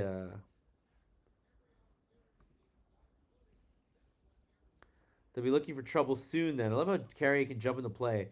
He has offensive upside. Yeah, yeah, he's like a pretty good like jack of all trades defenseman. I will say he's not bad, but I do wonder if the size and speed of the Sabres is going to affect him. Yes, Reinbacker is indeed currently in Laval. He was injured in the previous game, but I think he came back. I think it's what you guys told me. I don't remember exactly. Monty, Arbor, Hage, Reinbacker, and a number one for McDavid. That would be funny. Might be the best offer Edmonton gets, frankly. I don't think they won't do it, but it might be the best offer they get.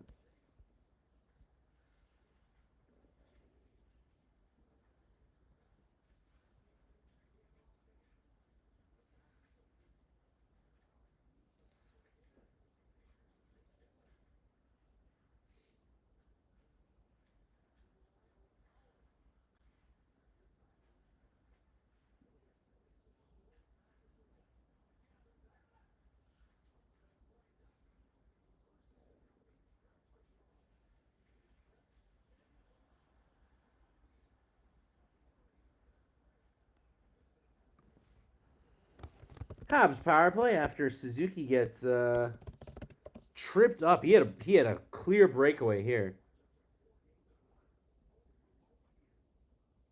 Struble has been more reliable than Arbor. Oh my goodness. I actually thought they played pretty good together as a pairing. I would not have expected it. I was kind of impressed actually. I don't know if you guys were. Well, that was a great play by Suzuki to potentially get the break there.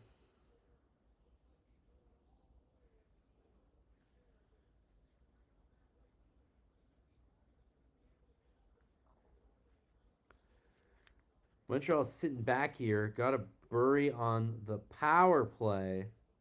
Well, they just scored like 5 minutes ago. Buffalo had a nice little rush there, though, I will say.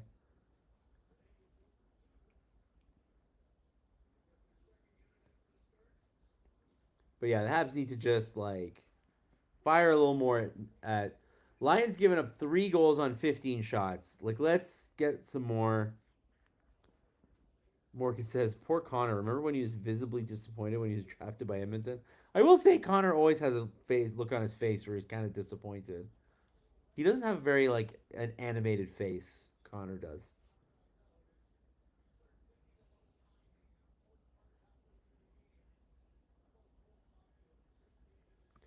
I don't see either Arbor or Struble on championship teams. As sixth or seventh defenseman, I don't think it's like too bad. Well, Demidov is back and he took a nice rip there. He missed the net though, but he's definitely a fine.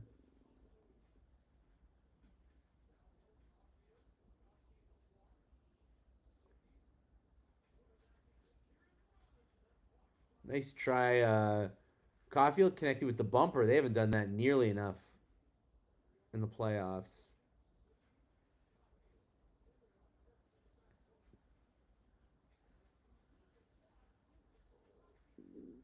Slavkovsky trying to like feather one through back door to Suzuki on the give and go.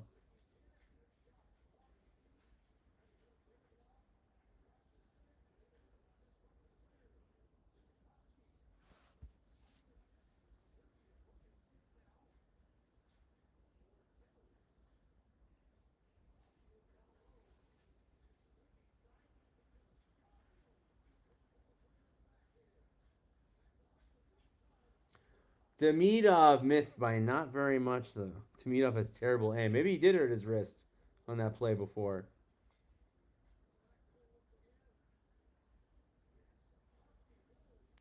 Bad pass, Slavkovsky into Suzuki's skates.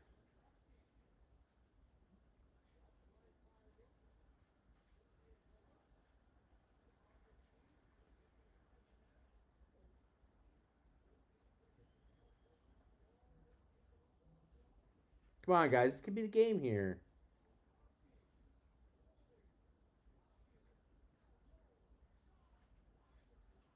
Oh, Lion not sure-handed on that one. Man. Slavkovsky with a couple of just like kind of wide passes there. He needs to connect, but then he just overpowers Buffalo and gets the puck back.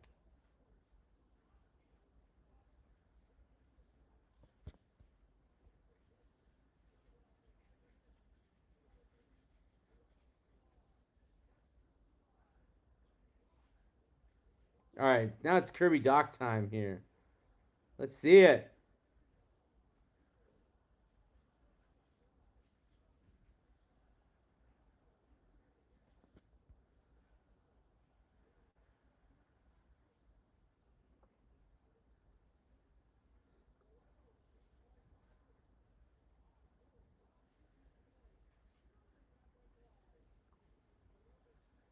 Man, Buffalo finally gets it out, but 3 minutes.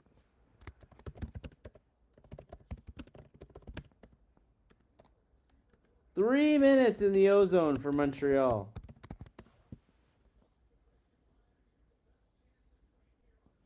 I thought Kirby was gonna come in and he was just gonna bowl over a guy and score. What a great shift though.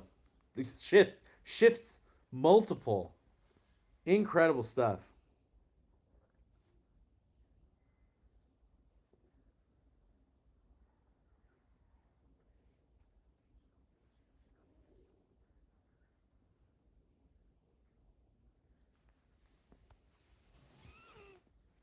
Pickford, Bryce Pickford, Montreal Canadiens draft pick, just got WHL Player of the Year. I knew Homeboy would score. Didn't know he's a scrapper too. What an interesting player, man. An overager that they drafted. Now he's suddenly looking like, can some of this game translate into the pros? He would be, what a dynamic player he would be if he could get it done. Really interesting to see what he could do in Laval next season. These Habs have to shoot and crash, Pinfesh says. Always looking for the perfect play. Like, Slav seems absolutely reluctant to shoot under any circumstances. Yeah, he had that one chance as the bumper, but otherwise, and then one when he was kind of down low and he was trying to do that thing where he goes like under the bar. But yeah, otherwise, I would not have been sad if they'd put a couple more shots on Lyon just to see what happens. Lyon hasn't had a great game tonight, hasn't had his best stuff. Why not test them? Why not test to see what can happen here?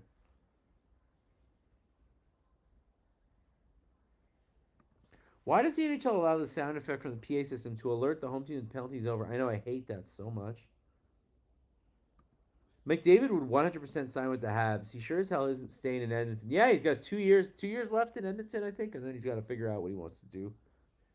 But he's going to be 32, 33 by then. He's not necessarily whoever signs McDavid then is maybe not getting the McDavid they think they're getting. Also, as the man says, Pickford is the real deal. I've seen him play. Timur says he hasn't heard the power play thing till today. There's a couple of other teams that have the power play. There's a couple cities where they do like the Super Mario, like the do do do do when they finish a penalty kill. I don't know why they do that.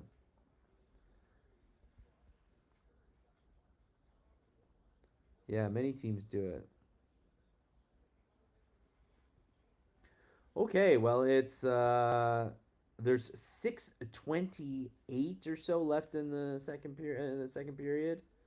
The Habs are up 3-0 on Buffalo. They scored twice in the first period, and then Alex Newhook scored again in the second period. Marcel Dion was close to being a Hab. Every francophone player back then was close to being a Hab, really. And if they weren't a Hab, it was because the Habs didn't want them, basically. Ooh, some tricky passing in their zone, but Anderson gets it out to safety.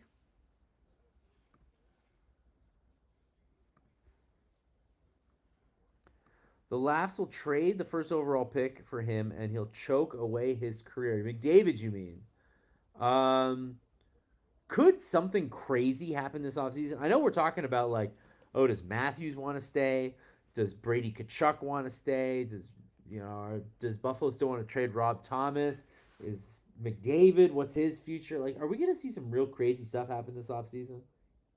I wonder. I really wonder. Dion or Lafleur? Yeah, I can't say that the Habs picked the wrong guy, but it would have been nice to have both. Someone said don't pass to Carrier, but now they passed him and didn't see the pass. Is it for the team or the fans? I'm sure the guys on the ice realize their man is back on the ice. It's definitely for the fans. At the time, I couldn't believe some guy named Lafleur was better than him. If Dobesh keeps a blank sheet this period, Habs are going home tied. Well, there's 6 minutes to go, so let's see what he can do.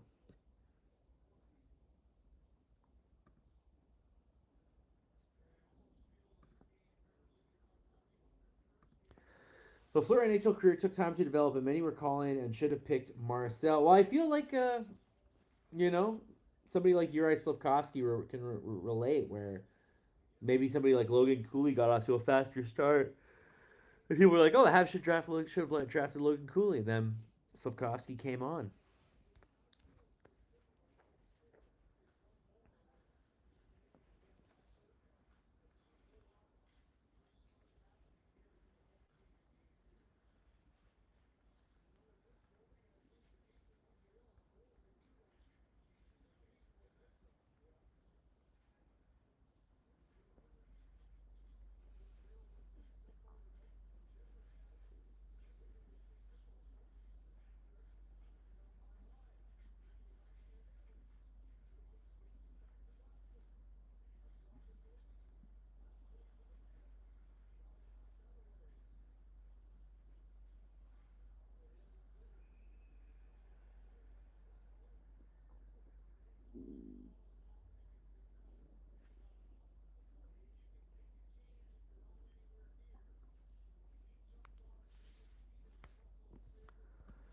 Imagine Dion on those teams. I know, right? Quick question: do you have to be a Gazette subscriber to participate in the blog? You do not. For this particular blog, you do not have to be a subscriber. You come one, come all. This is a YouTube. This is a YouTube. We're on YouTube. It's a YouTube thing. You have to be a YouTube. You have to have a YouTube account. That's what you need. If you have a YouTube account, goodness, we take a lot of penalties. Pimp Fesh says, I know, and it didn't really come back to bite them in the Tampa series, but it definitely came back to bite them in Game One here, and I would caution them against taking too many penalties.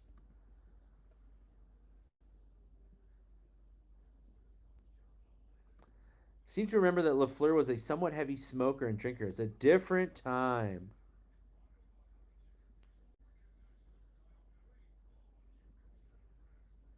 Yes.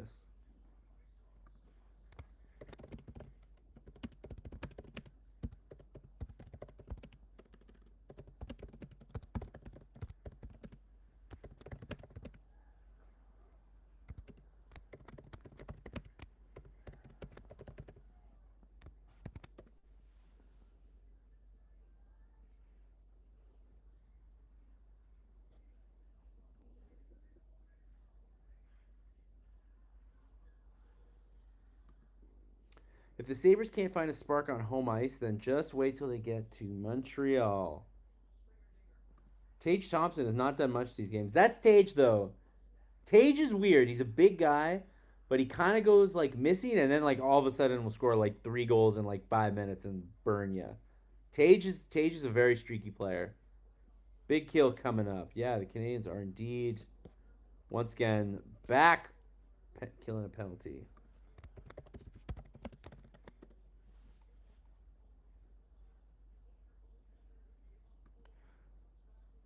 So you are going to continue on here YouTube? I mean for the rest of the season, yes.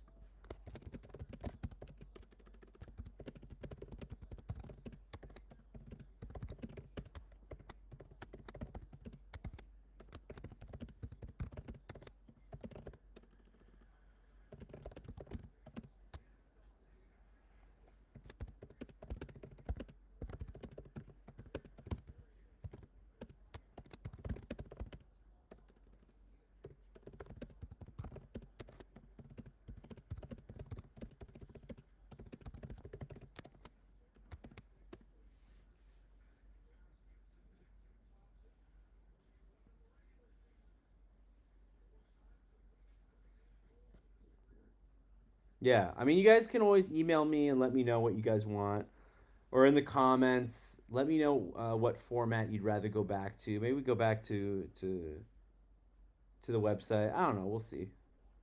Whatever you guys want. Whatever's easier for everybody.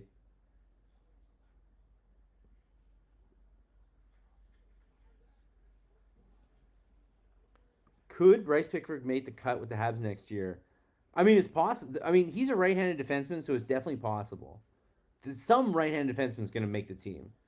Either Reinbacker or Engstrom playing his opposite side, or maybe Pickford. I don't know. Anything's possible. The thing is that I don't think they'll be precious about Pickford if he shows that he's ready. You know what I mean? And he is a little older than the average prospect, so. Karen says I wouldn't be able to find you. I'll try to make it as easy as humanly possible.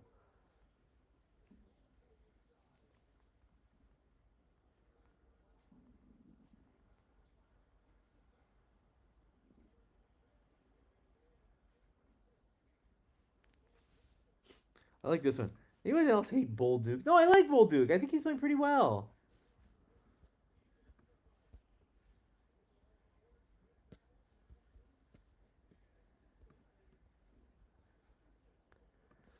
Adam Carter says Reinbacher needs to make the team next year. Can't have him going another year in Laval. Either he's ready or he never will be.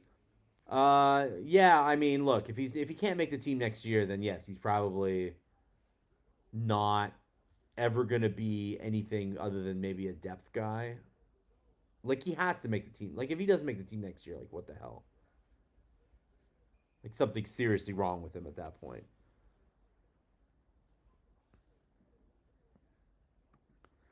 I like the extra live commentary of YouTube, but I like the feature of being able to comment directly with other bloggers. That's a good point. That's a good point. Yeah, it's free here. If we go back to the website, it won't be anymore. I because once the comments come back on the website, the paywall will come back. The hard paywall is going to come back up. Those things are connected together. Who's down for the Sabres there?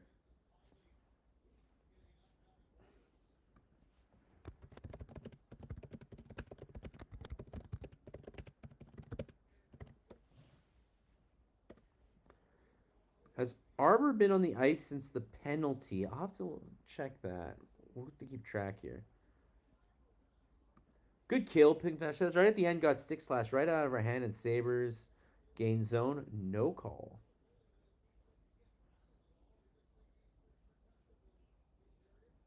Yeah, Benson seems okay.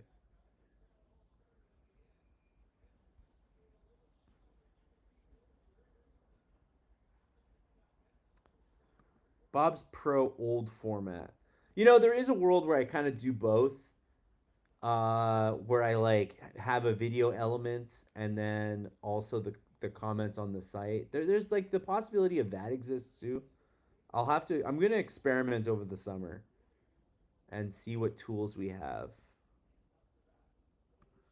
Broken sticks and refs having contributions to the game's outcome ruins the playoffs. Yeah, the refereeing was like pretty overzealous in the first round, and people are always like, oh, the refs aren't biased. I'm not saying they're biased. I'm just saying they called a lot of penalties on both sides. Bolduc acts tough, but he's not a tough player. He doesn't hit hard. If he does once in a blue moon, he doesn't score. I think he hits pretty. I think he's a pretty decent hitter. Yes, he's not a real tough. He's not a real tough player. He's like a jerk. But hey, other teams have jerks, and we don't like them. Why can't we have a jerk? Why can't the Habs have a jerk on their team that like cheap shots guys? The Habs deserve one of those guys too.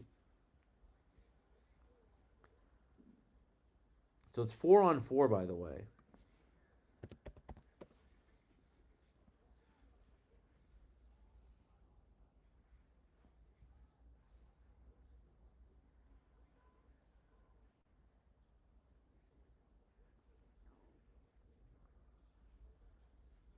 Can't get into a penalty fest. Yeah, no. I definitely don't want the Habs to give Buffalo too many power plays here. That would be a huge mistake.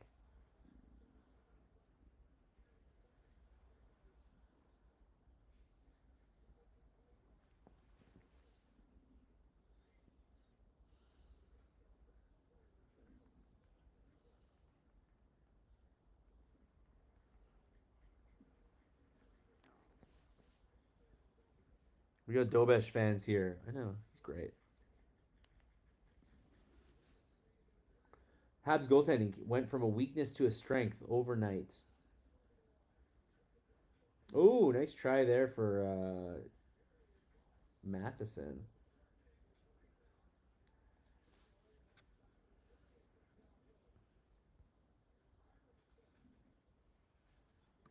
Steve commends Matheson's sportsmanship, protecting Benson's head from all the skates. That is a nice move.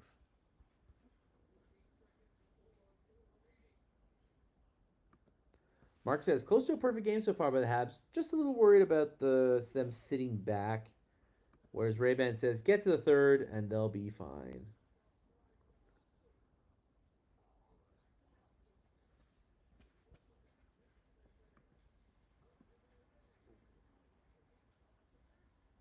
Oh, Dobesh had to make a big save there. And a big block by Gooley. And Buffalo gets back in it. It's 3-1.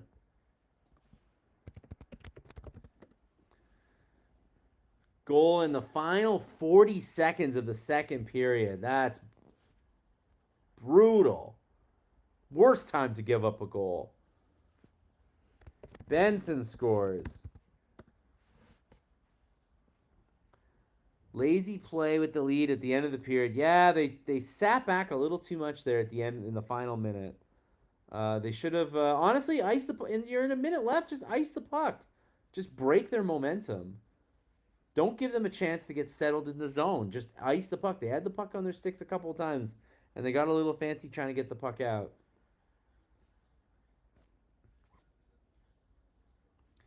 Every time they mess around with the puck in their own end, they always go backwards with the puck and they chip it out.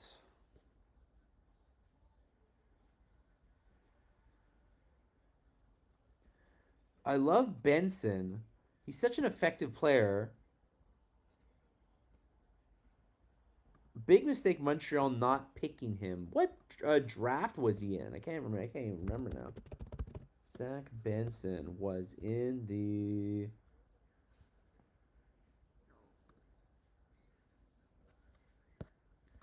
2023 draft. Oh, yes, it was the Reinbacker draft. Fair enough. Benson's definitely has leapfrogged Reinbacker as a player. Can't argue with that.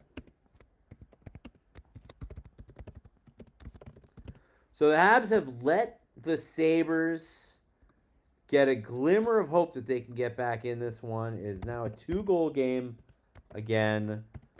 Habs were up 3-0, and then with 37 odd seconds left in the second period, they let Zach Benson score and is now 3-1 in the second period. Not a great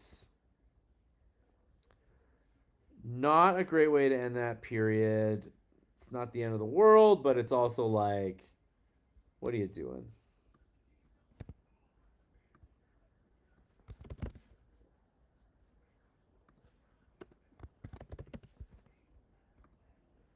So yeah, it came with 38 seconds.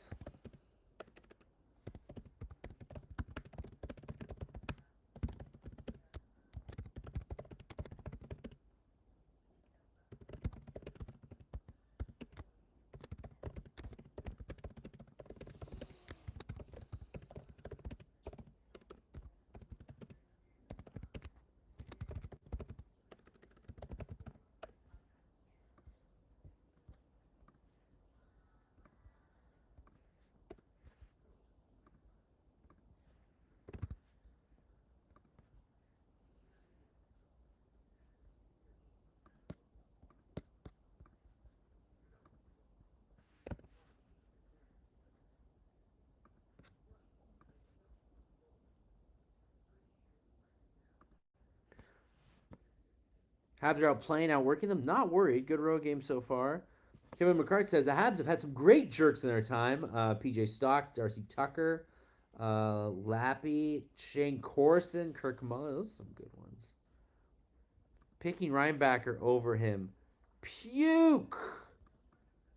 Adam Carter says. That can haunt us. Yeah, I. Look. The thing is, if you play that game, like, every person that you draft, for the most part, at somebody drafted later, is going to end up being a little bit better. Now, if Reinbacker doesn't become a player at all, then yes, absolutely. If Reinbacker still becomes an effective player, if Benson's a slightly better player or a better player, it's like whatever.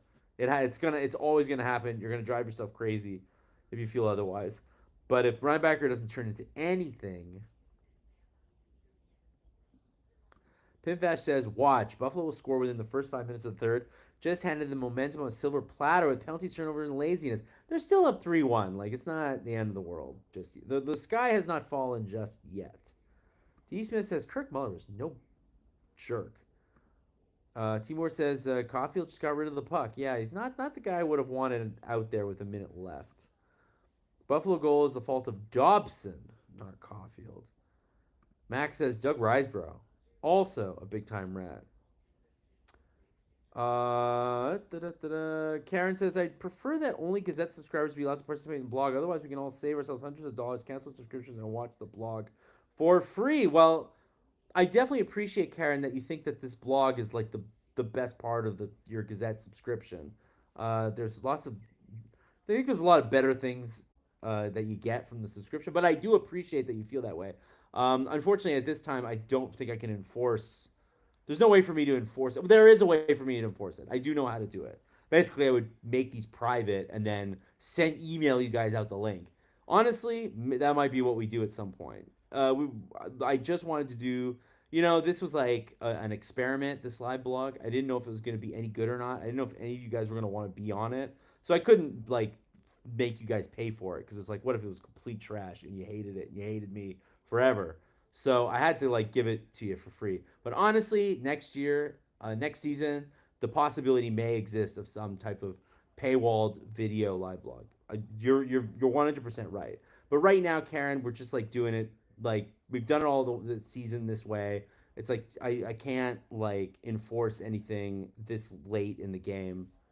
It would be too complicated and it would just like probably break everything. So we're just gonna do it like this, and then I can tell you that next season's live blog will almost certainly be paywalled in some respect. Caulfield better start helping out tonight. It's getting ridiculous. He has the chance here now to score, and like he just hasn't done it. Late goals sting and can be dangerous ammo for the opposition. Big right-handed defensemen are worth picking in the draft. Reinbacker. Also, they didn't know that Reinbacker was going to get hurt. You know what I mean? Best half of all time in the playoffs is Claude Lemieux in terms of being a nuisance. I like that.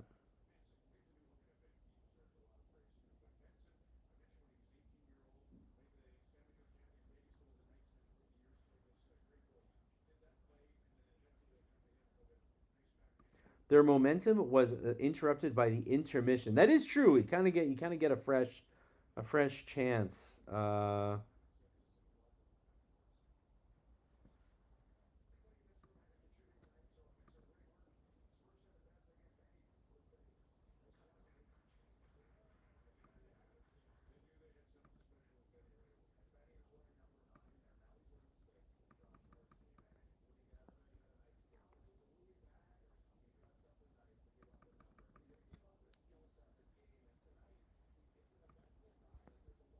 Wait, Max, you didn't pay for the subscription back in the day when we had the paywall. How'd you get past the paywall? Damn. Damn.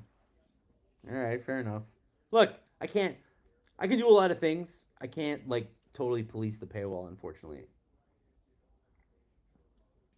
I'd have to bring somebody in. Maybe I will.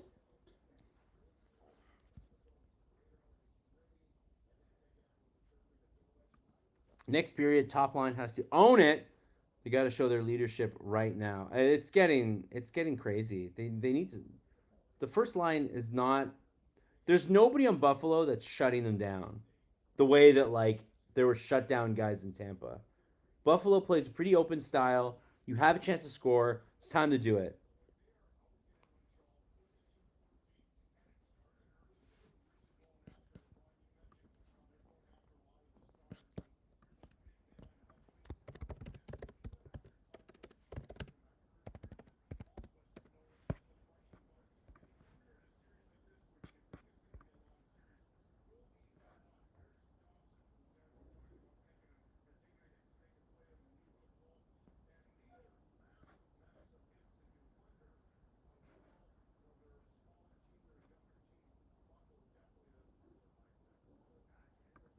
Habs having a great learning experience these playoffs and could turn into a Cinderella story, but maybe next year we can be that much better is icing on the cake. I mean, that is true, right? Like the Canadiens, this is a great opportunity this year for the Canadiens to go really far, and I don't want to minimize that, but it is still a very young team. So the hope is that this is the first of many long playoff races, but you never know. You never know what's going to happen.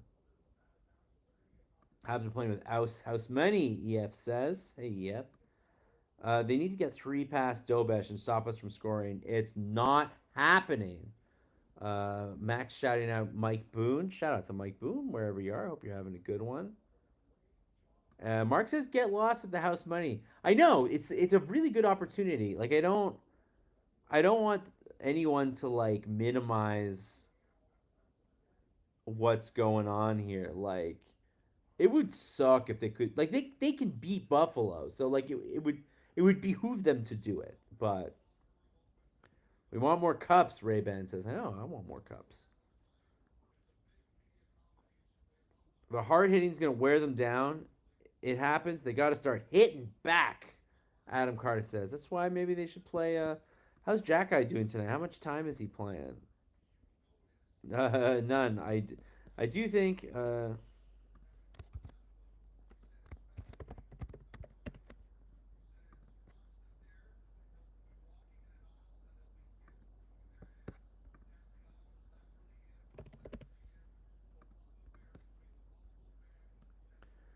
So 7 shifts, 5:38.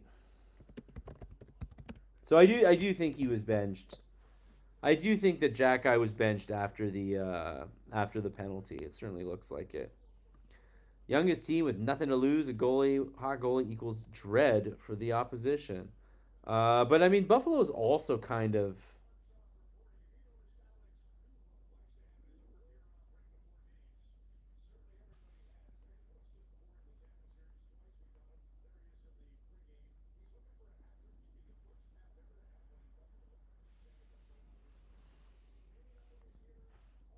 Arbor is not hitting. Well, he has 2 hits tonight, but I know what you mean. He's benched, Max says. But other than the penalty, Jack Eye has been good.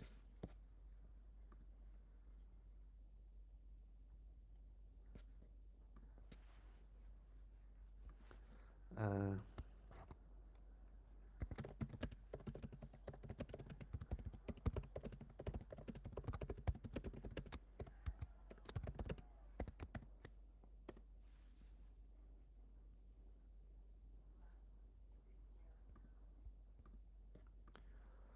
all right. Well, we've now seen 5 periods of this configuration of the lineup.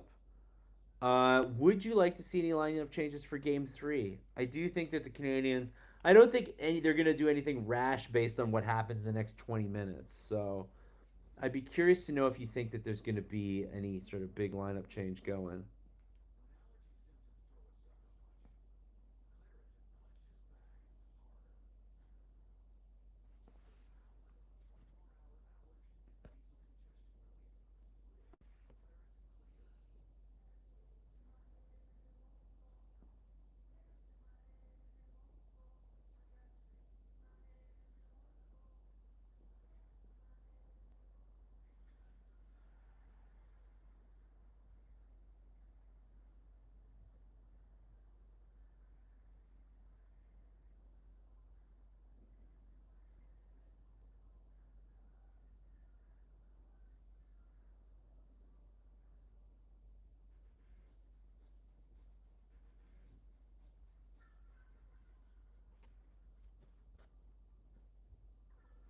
Please play Patrick. What's his name?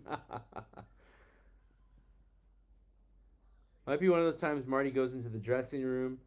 Arbor is burning on the ice since the penalty. I don't think so either, Mark. Actually, I don't. I don't. I think Jack Eye's been sat ever since.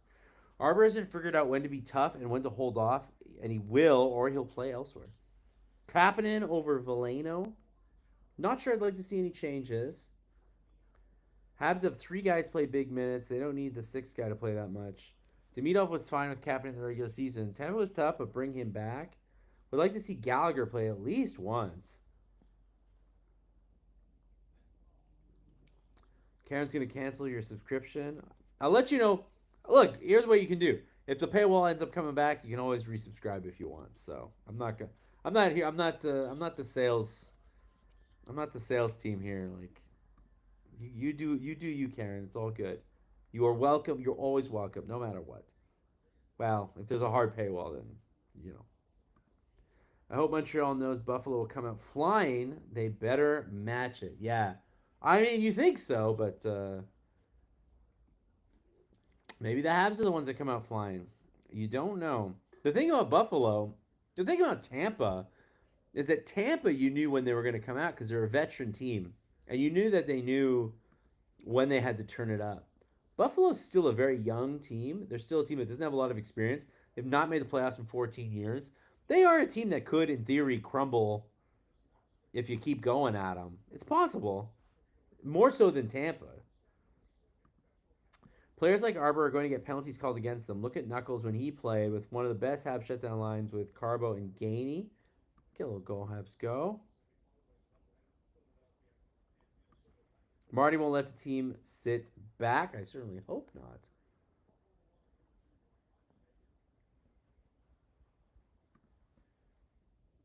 What else do we got? Dobesh made 18 and 19 saves. Pretty good.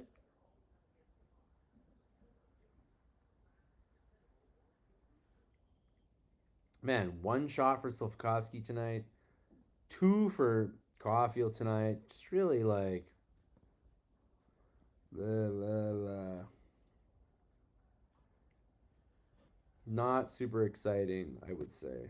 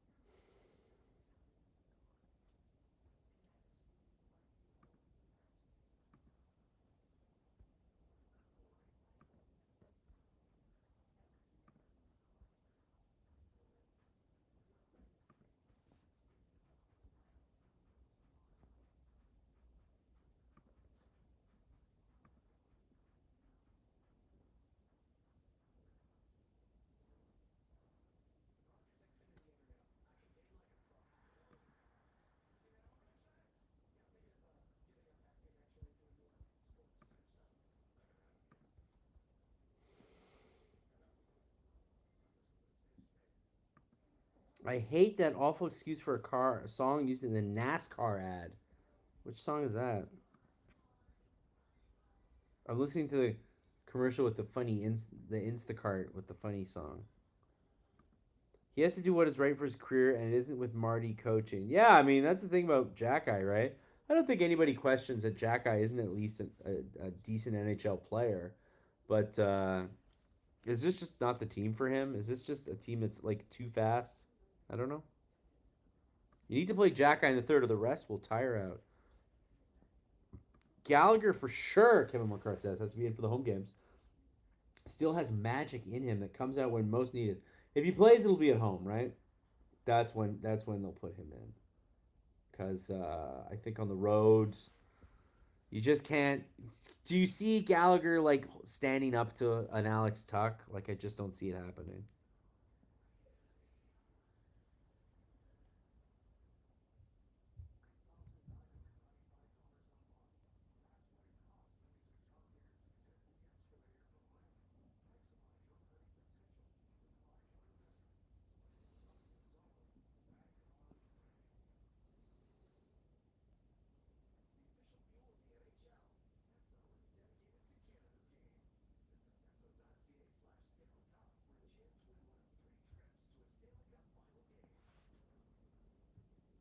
Knuckles says they're playing teams will eagerly sign Jack-Eye. Oh, 100%.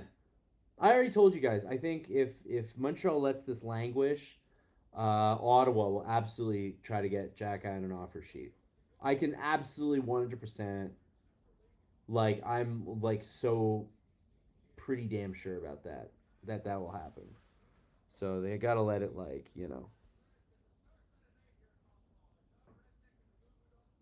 the guy from the Goo Goo Dolls. So it's not only is Gronk here tonight, the Goo Goo Dolls are here tonight.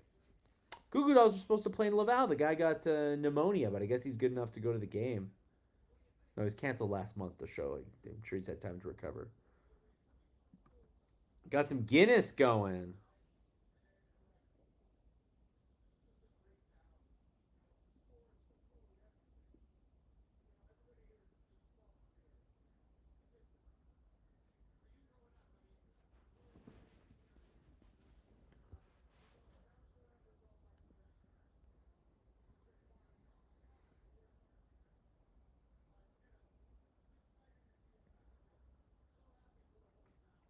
Harbor Jack is just what Ottawa needs to. Oh yeah, no, no, the fit could not be more perfect, and God, it would be terrible if it would be terrible if he went to Ottawa and had found success there. They can't let that happen, can they?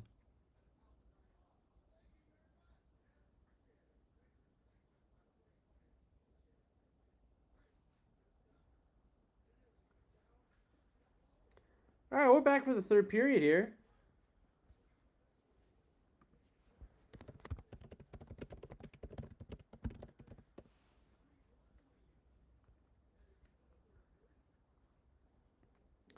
No smart GM lets their player sign an offer sheet with the division rival and not match it. I didn't say it was going to happen. I was going to say if the opportunity comes up, Ottawa will certainly try.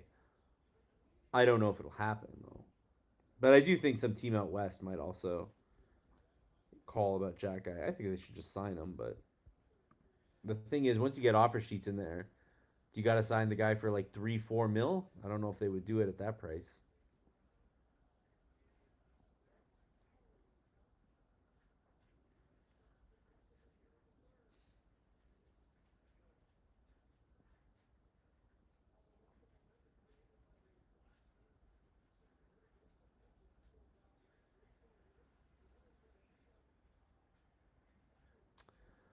That's gonna be an icing. Didn't look like he had an extra leg on him though. Well, if you're coming in late, yes, he's a restricted free agent, but he is eligible for an offer sheet. He's arbitration eligible now. Anyways, in case you're coming in late here, it's 3-1 Montreal Canadiens against the Ottawa Senators, the Buffalo Sabres. The third period is just underway. We're just a minute in and a little bit into the third period. Alex Newhook has 2 goals tonight. Oh, really nice try at the side of the net by Buffalo there. And that puck's over the glass, but I think it hit somebody on the way.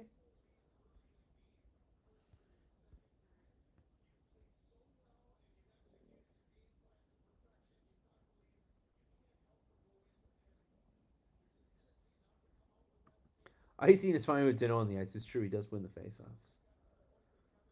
Karen says we're not trading Arbor. Yeah, I don't like logically they should keep him, but I guess it's just the salary cap just like starts to get funky at a certain point. You're just like you got to make decisions, you know. A bit like Dak. Dak's kind of in the same boat where it's like, you know, I think they would keep him, but at the price to keep him, I don't know. Maybe they don't. Maybe they want to spend it on something else. But I wouldn't advise them to lose Dak and Jackeye in the same offseason. That feels like a pretty bad idea for a team that already wants to maybe get bigger and stronger.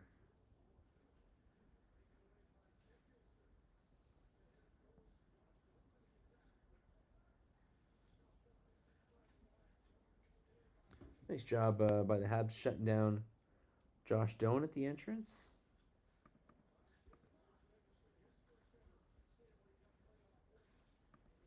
Ray-Ban says they're going to pinch, so you should get some nice chances. That is very true.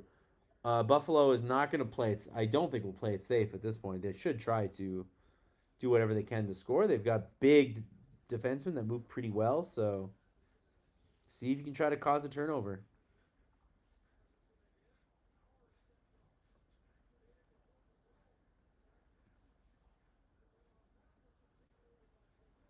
Habs once again able to clear effectively.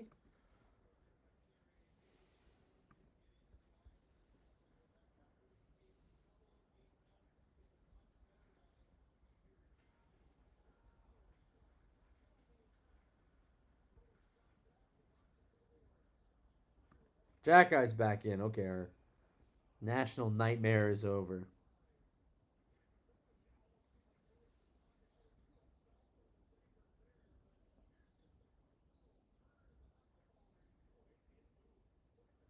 Oh man, that was a lot closer than I thought on that point shot.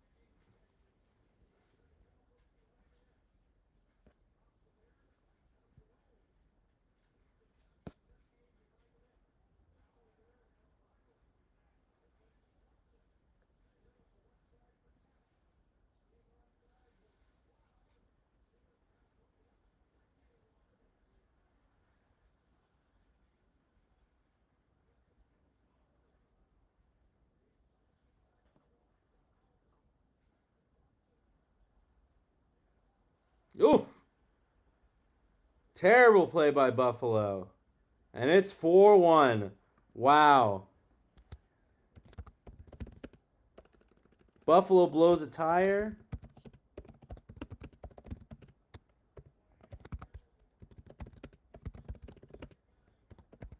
What an absolute.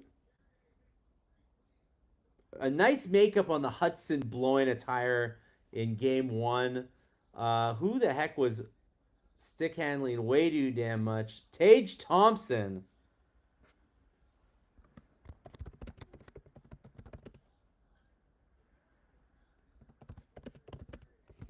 Tage Thompson lost his balance, and then Carrier took it all the way to the house himself. There you go, big scary Tage Thompson. Not that scary after all.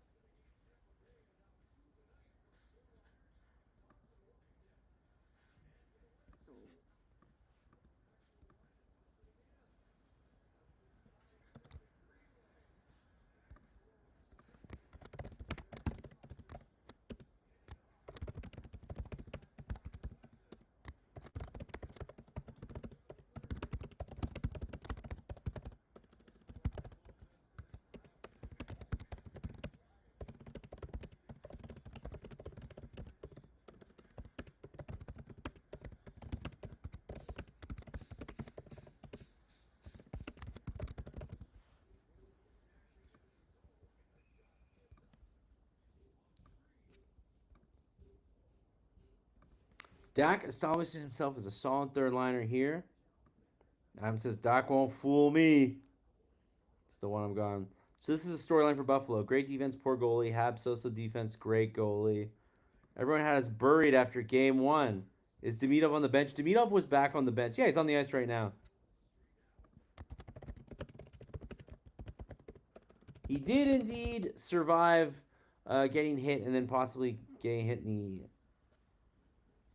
this with a skate on his wrist, which seemed like maybe what happened. Tage Thompson, the one people were calling for one-on-one and trade style. Well, to be fair, that is a pretty good trade. Tage Thompson's a really good player, but he did. Dobish really cracked me up with his trash talking. Sorry, we'll re-sign Kirby Doc. I think so too. I think, and I'm not saying that because of his strong performance in the playoffs. I'm saying I think when they put him back in the lineup after he like messed up in game two, I think to me it told me that they value him a lot higher than Buffalo. The great chance couldn't close it, but yeah, Buffalo. The Habs actually valued Kirby Doc a lot higher than I think we thought. Whereas Adam says can't be giving him $4 million. I think they might. I think they think pretty highly of him. I was pretty surprised too.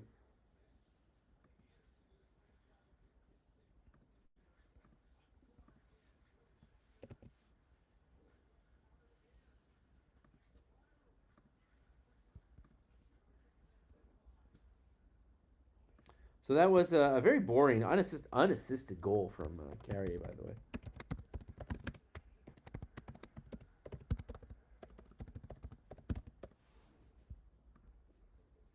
And of course, that's his first of the playoffs. That's what they say, man. Unexpected heroes in the playoffs, and Alex Carrier.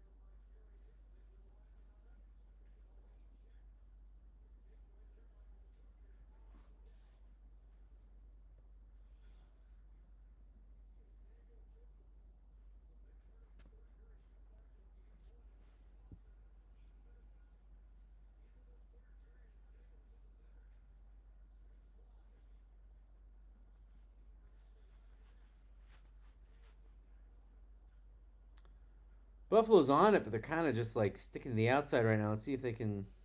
Oof! What a nice block by Slavkovsky. You like to see that kind of effort. The Sabres have never won a cup, and they will not this year, says D. Smith. Rayban says, "Don't forget what I said about Lindy. Were you the one? Were you the one that said that he basically would just have them shut down in the third period? Seems about right. They don't seem like that. They don't seem like they're going that hard in this period.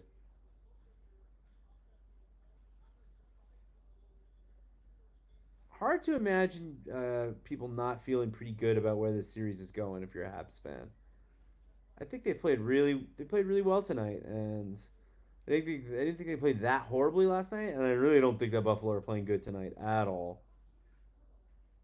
I think the Habs have taken care of them pretty handily.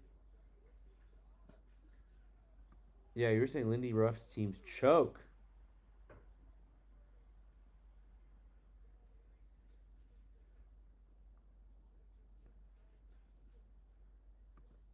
I love you guys too, Karen. Always showing the love. You guys should show the love to each other too. Our Jack, I don't know. I don't know. Why ever our Jack tears us all apart. Who remembers the time when you watched the games, cheered for a favorite player, and never thought about contracts and cap space? I will say that the players were criminally underpaid back when you did not worry about cap space.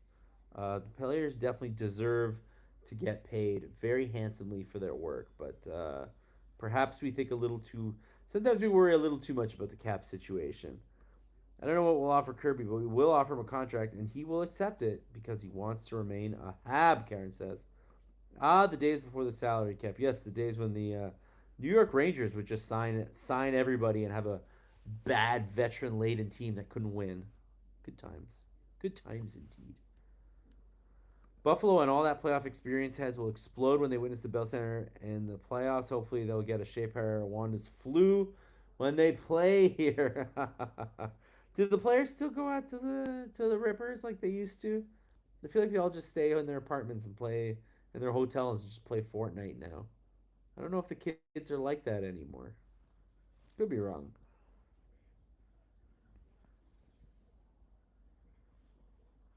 Let me know if you guys think the players still party up or if they're just playing Fortnite all day.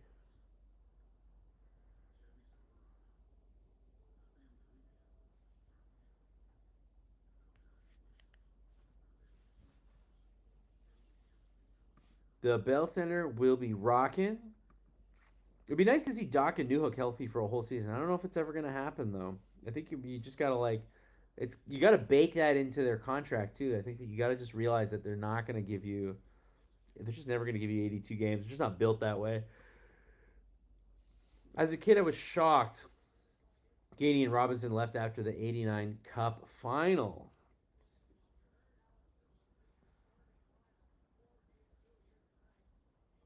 Isn't Rick at the game? He must be having a great time. He is at the game. I hope he comes by on Sunday and lets us know how it went.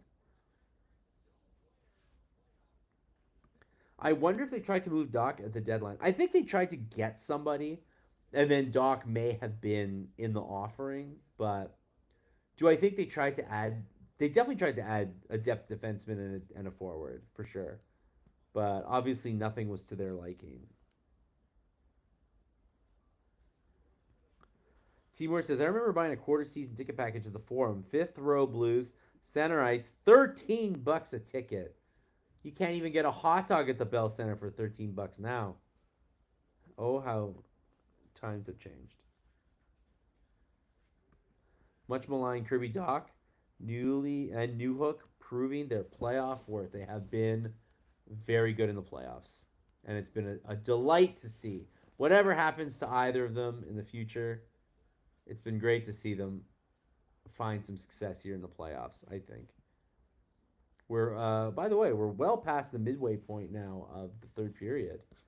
There's about 9 minutes left, and it's still 4-1 Habs.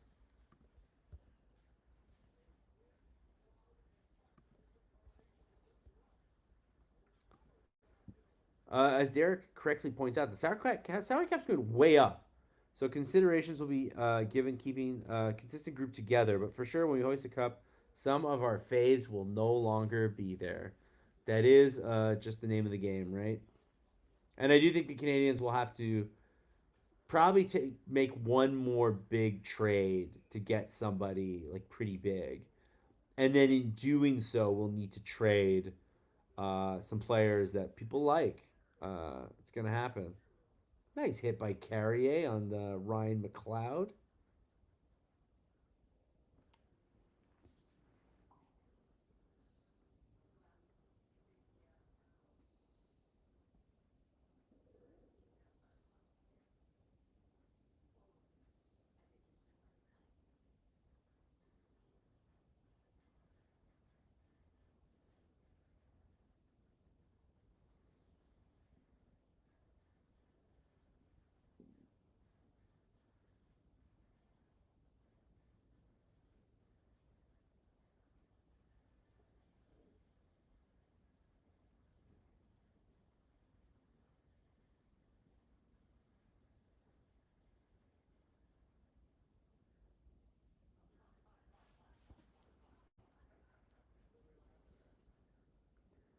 Nice to see Carrier hit someone instead of him being a human highlight reel on how to get hit.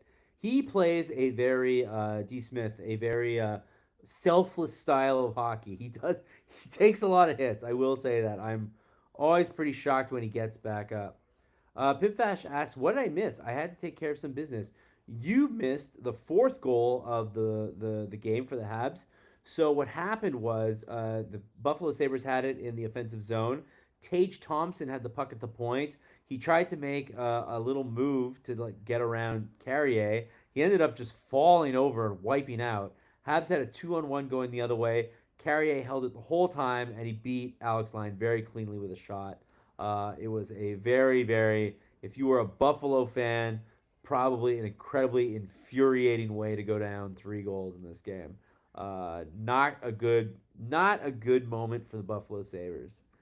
Buffalo looks a bit shocked. Nobody's taking him to the woodshed like this. This is like, yeah, it's for they've been so hot for so long. I don't think they remember a loss like this. Finally, the refs didn't call penalty on the Habs, but it looked like a trip. Derek Stevens also had a mini package, 10 games at the Forum. Ray Holden says, I remember lining up at the gates inside the Forum, then running as fast as you could to get the standing room spot. Man, remember standing room? What an era. Harry, a lot of them worked their summer at hockey schools when they were there. Big difference between game 1 and 2 is keeping the mistakes to a minimum. For sure. Kids suck. Really, kids suck? We need more Moose Jaw and Flin Flon, unless Ivy League. I don't know what this is in reference to. Exactly.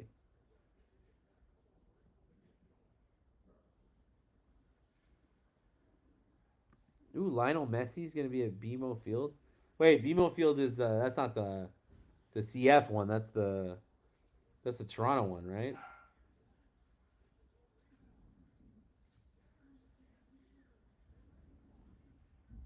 Another nice shot block for the Habs. Welcome back. Noah Dobson didn't block that shot, but he is the best shot blocker in the league. Hey Yara, thanks for joining super late. I wondered if you were at Rialto tonight. Everybody knows at Rialto watching the game tonight. Hey, we got a 2-on-1 here. Just shoot, Slavkovsky, you bum. And he didn't.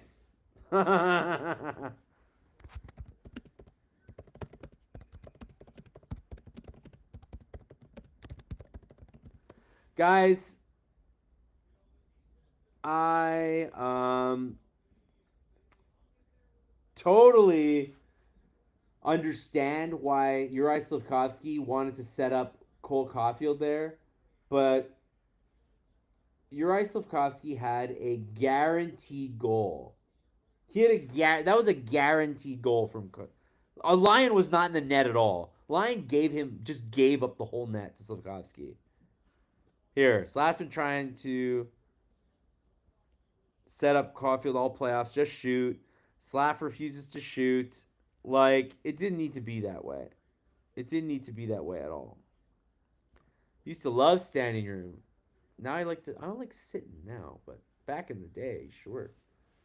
Well, I was a kid back when they had standing room, so I couldn't do it because I wouldn't see anything. Gooley is now in the dressing room.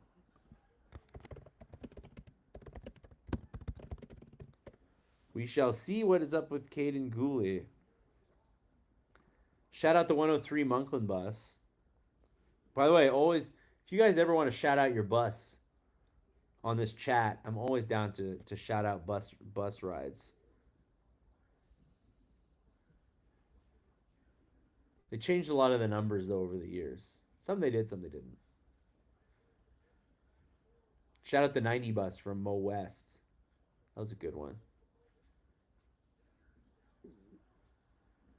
They can't be calling things at this point in the game. Nah, they don't. Gooley is back to the bench. So, short-lived sadness.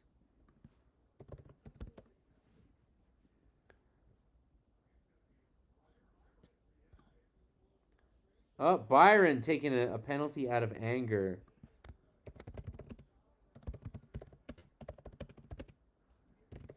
This is what we call a frustration penalty here. Oh, sorry, it wasn't Benson. It was Byram. No, was it Benson or Byram? They're both there. One of them got it. Was that a Benson penalty or a Byram? Oh, sorry, it was Byram. It was this. Sorry, it was Byram, not Benson. They were both mad at Bolduc. Bolduc took them both out. Ryan Katz says, first playoff game, we're having to feel nervous. I know, right? The Tampa series was nervous to the end. Exactly. Yeah, seriously, Cole. Can you please score a freaking goal? Yeah, you're hanging out with John tonight? John cannot watch the game. John's not watching tonight? I appreciate his sacrifice for the cause. Yeah, shout out to West Island. Shout out to 211 bus. Lakeshore. Come on, Caulfield. Take a shot. You bum. Come on. Try to score a goal. Stop passing. Stop passing too much and take a shot, please. Ay, ay, ay. There you go. Caulfield's wide open.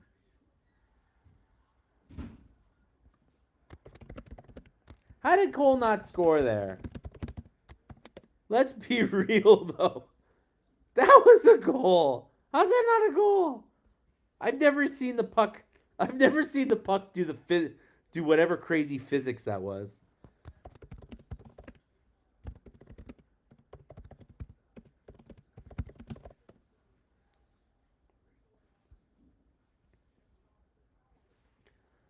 I don't understand how that didn't go in. Oh my god, it's almost comedy now. He looked like I think he thought he might have scored. He was looking at it like, are we sure I didn't score?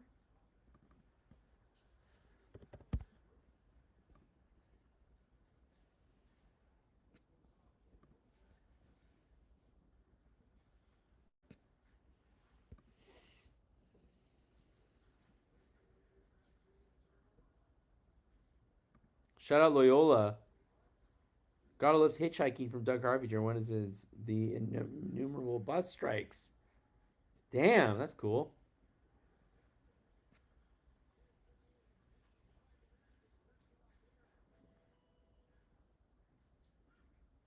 Back to even strength.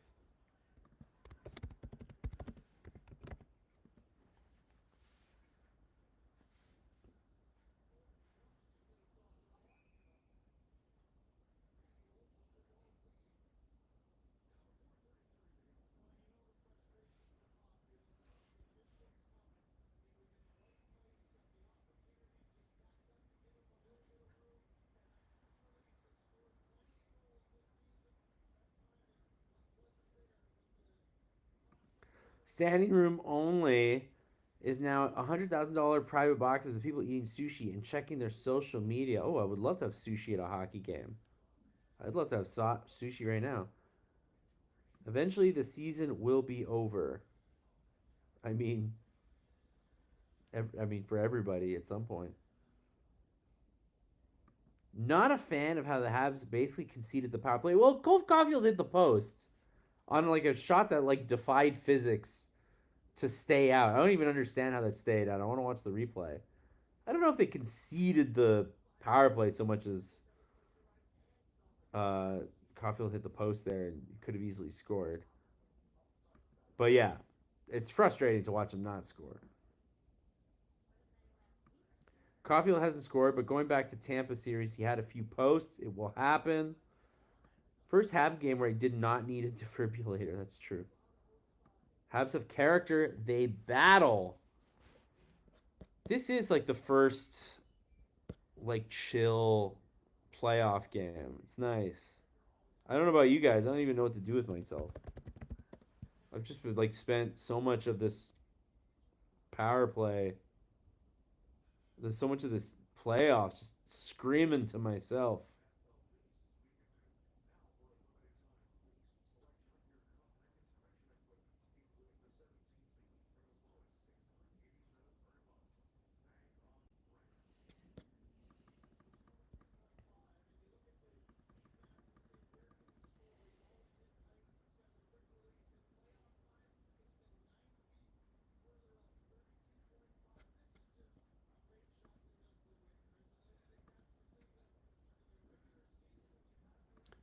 0 chance to get 4 past Overstone. Well, there's 4 minutes, 4:22 left, so there's not a whole lot of time.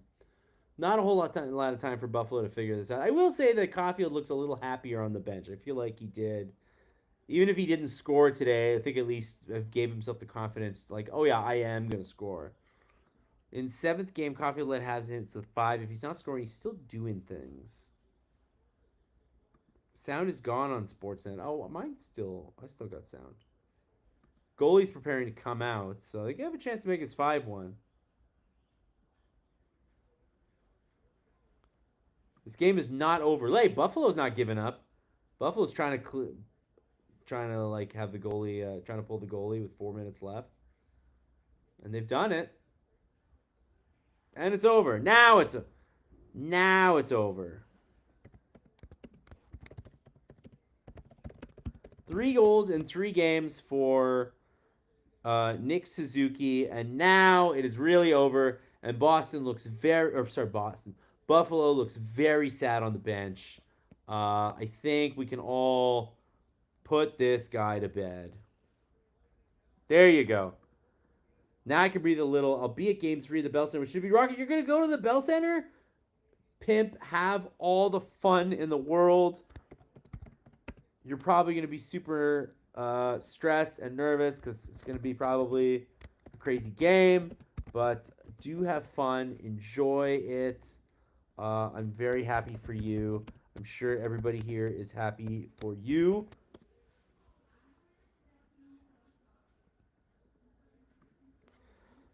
Big question, Pinfetch says, can the Habs finally win 2 in a row? They haven't yet. You're right.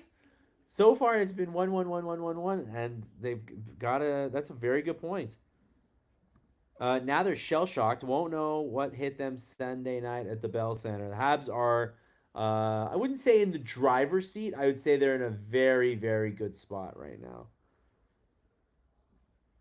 Good win, but you got to forget about it because you got to get ready for a hard game 5. It's very true. They cannot let Buffalo back in it. Look, Buffalo already, all the guys, everybody already left. They already hit the exits. When you were standing there after the first period, some of the ushers would let you know that some of the folks didn't show up as long as you compensated them usually. Old school bribery, I like it. None of the Buffalo Montreal games were 1 goal games. Form is temporary, class is permanent. I believe in Cole. These are grown men. Nobody is shell shocked. Buffalo will come out next game, says Adam. Quite the laugh. Not quite a laugher, but you can see it from here. Timur says, we now have home ice and hopefully not overconfidence. Yara says, coming back home with a win is always good.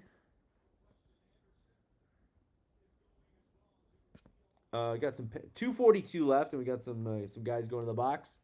It's going to be Anderson and Greenway. Get those guys out of here. We don't need it. All the drama on ESPN is how Buffalo is a team of destiny. They did not look like a team of destiny tonight. Anderson will fight anyone. Love it. I know. Terrible time to fight, but whatever. Whoa, Pipvash bringing the gummies. I love it. Enjoy. Lindy Ruff is a choker, Ray-Ban keeps saying. And so far, they held on to the win last game and Wednesday, but tonight, not a great third period for Buffalo.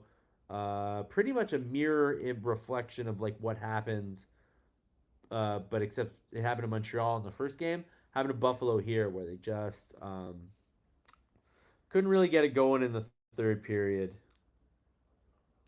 Greenway would love to kill Anderson. I bet Anderson is back, baby. This is good night.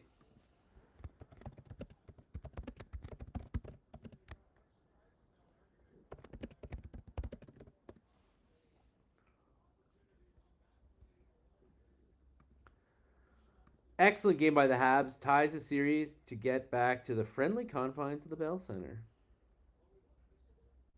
This will be a good long series. Two good young teams. This is the next big rivalry in the Atlantic. I am inclined to agree with you.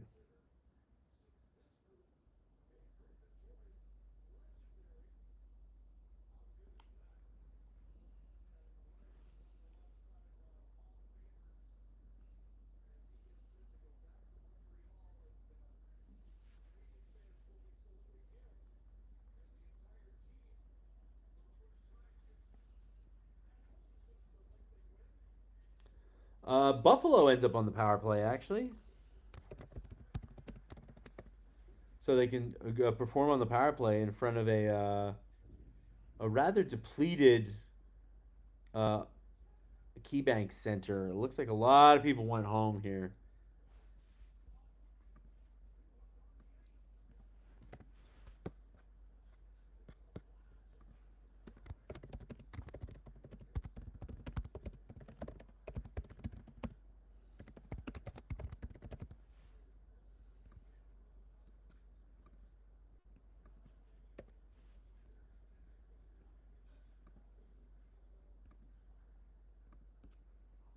Bit of a muted Ole. So Suzuki's got 5 points in his last 6 games.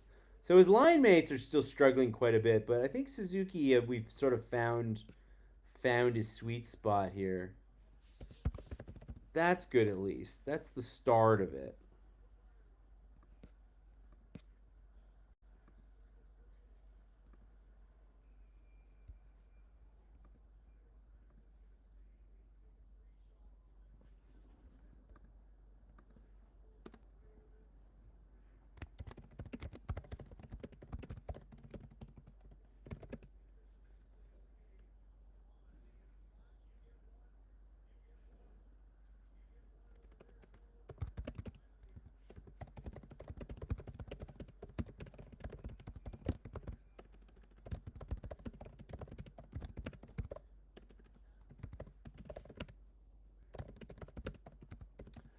Now we got a penalty for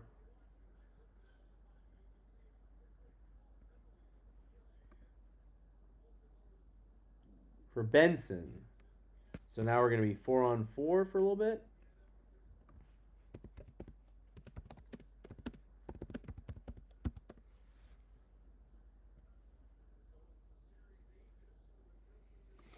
Dobish's numbers continue to go crazy after a loss in the playoffs. If Dobish had played all season, he'd have won the Vezina. I mean, he's been so good. It's not the craziest thing I've ever heard. Lindy Ruff looks constipated. I'm loving the Lindy Ruff talk here. It's funny. Don't let the last minute get silly or have someone get hurt. Yeah, you definitely want to just win and go home. Let's not let this linger any longer.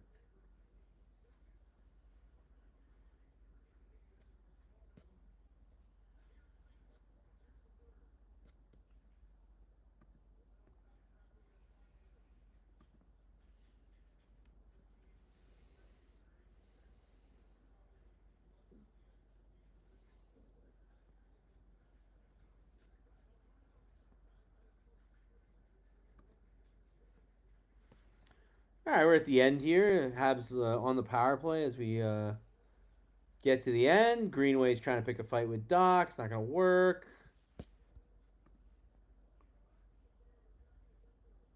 Canes have a power play too, so they're just content to let the clock wind down here. And this one is indeed over. The Canadiens have won 5-1. They have taken game two. This one was never in doubt, never close. Pretty surprising. Pretty freaking surprising, I will say. Canadians go back home. They're going to be back home game 3 on Sunday. And then Tuesday, game 4. And they've got a real chance to just like take a bite on home ice here. Right back in the series, you guys say. Poison Ivy to the color commentators. Yeah, Craig Simpson seems very sad, actually. Marty had Jack Eye at the end there to quell any nonsense. What he's good for. Marty St. Goat's going to have a blast on Instagram tonight. Sabres look sad on the bench. The Sabres got hit in a way that they have not been hit much this season since they got really hot. And it's a very interesting. It's going to be very interesting to see what happens on Sunday. I'm inclined to, obviously, you want to plan for them to come out hitting hard, but this is a young team, and they're going to be playing in Montreal, and it's going to be a chance for the Habs to really just like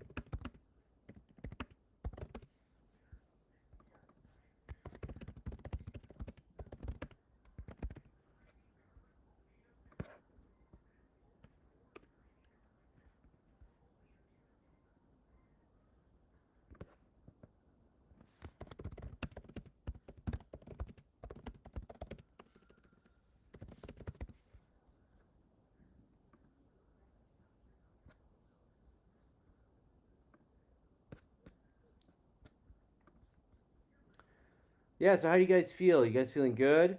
Montreal played a smart control game. Looks like they had a good game plan and followed it perfectly. Dobesh was calm and a little feisty tonight. On to Sunday. Anderson fought Chara when he was a sophomore. Man, I gotta find the highlight of that. Darren Peg said that this young Buffalo team may not be ready for what awaits them at the Bell Center. It's unreal there.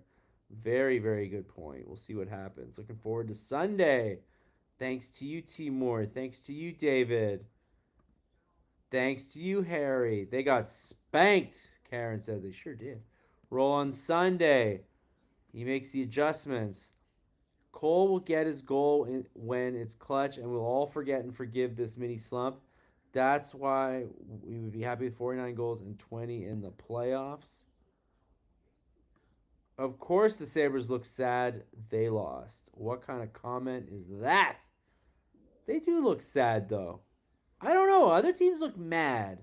Buffalo looks sad. It's a little different. A little different. Like a smidge different. Is Kapanen due to return? Steve, they just won 5-1. I don't know if they might just roll the same lineup again. I'm not so sure. He's healthy. Yara says, see you this weekend. I will indeed be doing the live blog on Sunday. I'll see you all on the Sunday. If you want to see me in person, Yara, I might have to wait till next week, I'm afraid. I'm going to call up John, and I'll let you guys know what's going down. Thank you, Bob. Feel better. Hope your neck's feeling better. Karen feeling totally relaxed. I know. What a strange feeling to feel just kind of relaxed after a Habs playoff game. Thank you, Michael, for coming. Good night. They look sad because they got schooled. The Rose Whisperer is sad. Be happy. Only tears of joy around here. Okay, let me tell you guys what we got coming up. You can go right now to the website and you can check out the live blog replay. All the goals are there. And we also have the replay of the Caulfield post that could have been. So you can go watch that over and over again and feel a type of way.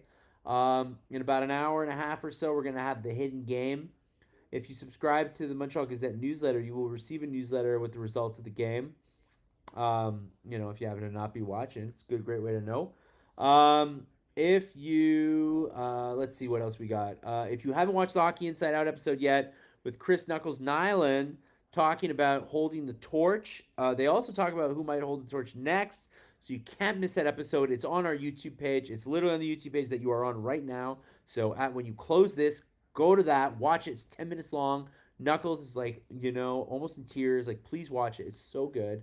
And then next morning, I'm going to come at you with About Last Night with the highlights of the game. We'll talk maybe a little bit about this Dobesh being feisty thing. It's kind of fun, eh? And then we're going to we're going to have What the Puck from Brendan Kelly. He was at Rialto tonight checking out what's going on at Rialto. He's checking out a venue every single game. We didn't do a video tonight. We're going to do a video for Sundays, though, so wait for that one. And guys, guess what? The Montreal Gazette, I couldn't do it because it was right before the game, so I couldn't miss the game. But we interviewed PK Subban. Yes, we did. We interviewed PK Subban. It's coming in the Gazette, I think tomorrow. We've got some video too. We're gonna get the video ready as well. So we did interview PK Subban. So aren't you excited for that? I know you guys love PK. So let's watch PK. Let's do that. So yeah, you got PK Subban, Knuckles Nyland, About Last Night. You got this live blog. You get so much. You know what? So if you want to subscribe to the Gazette, man, you'll just get more good stuff. All the stuff's gonna get paywalled one day. So I know the site's kind of in transition right now, so it's a bit complicated. But it's all gonna get paywalled one day. So hopefully you guys, hopefully we've convinced you. Hopefully we've convinced you that it's a good enough product. If not, oh, Brendan's gonna need a liver transplant after these playoffs. Yo, I keep sending. I'm the one who sends Brendan out. So if Brendan dies on the job, it's my fault, guys. So everybody just root for Brendan. And also everybody please give your best wishes to Pat Hickey. He's doing good. Stu will give you an update when he can, but just Pat's doing good. Everybody cheer for Pat and keep Pat in your thoughts this weekend. And I love you guys. We'll see you on Sunday. Sunday. Have a good weekend. Enjoy your Friday night.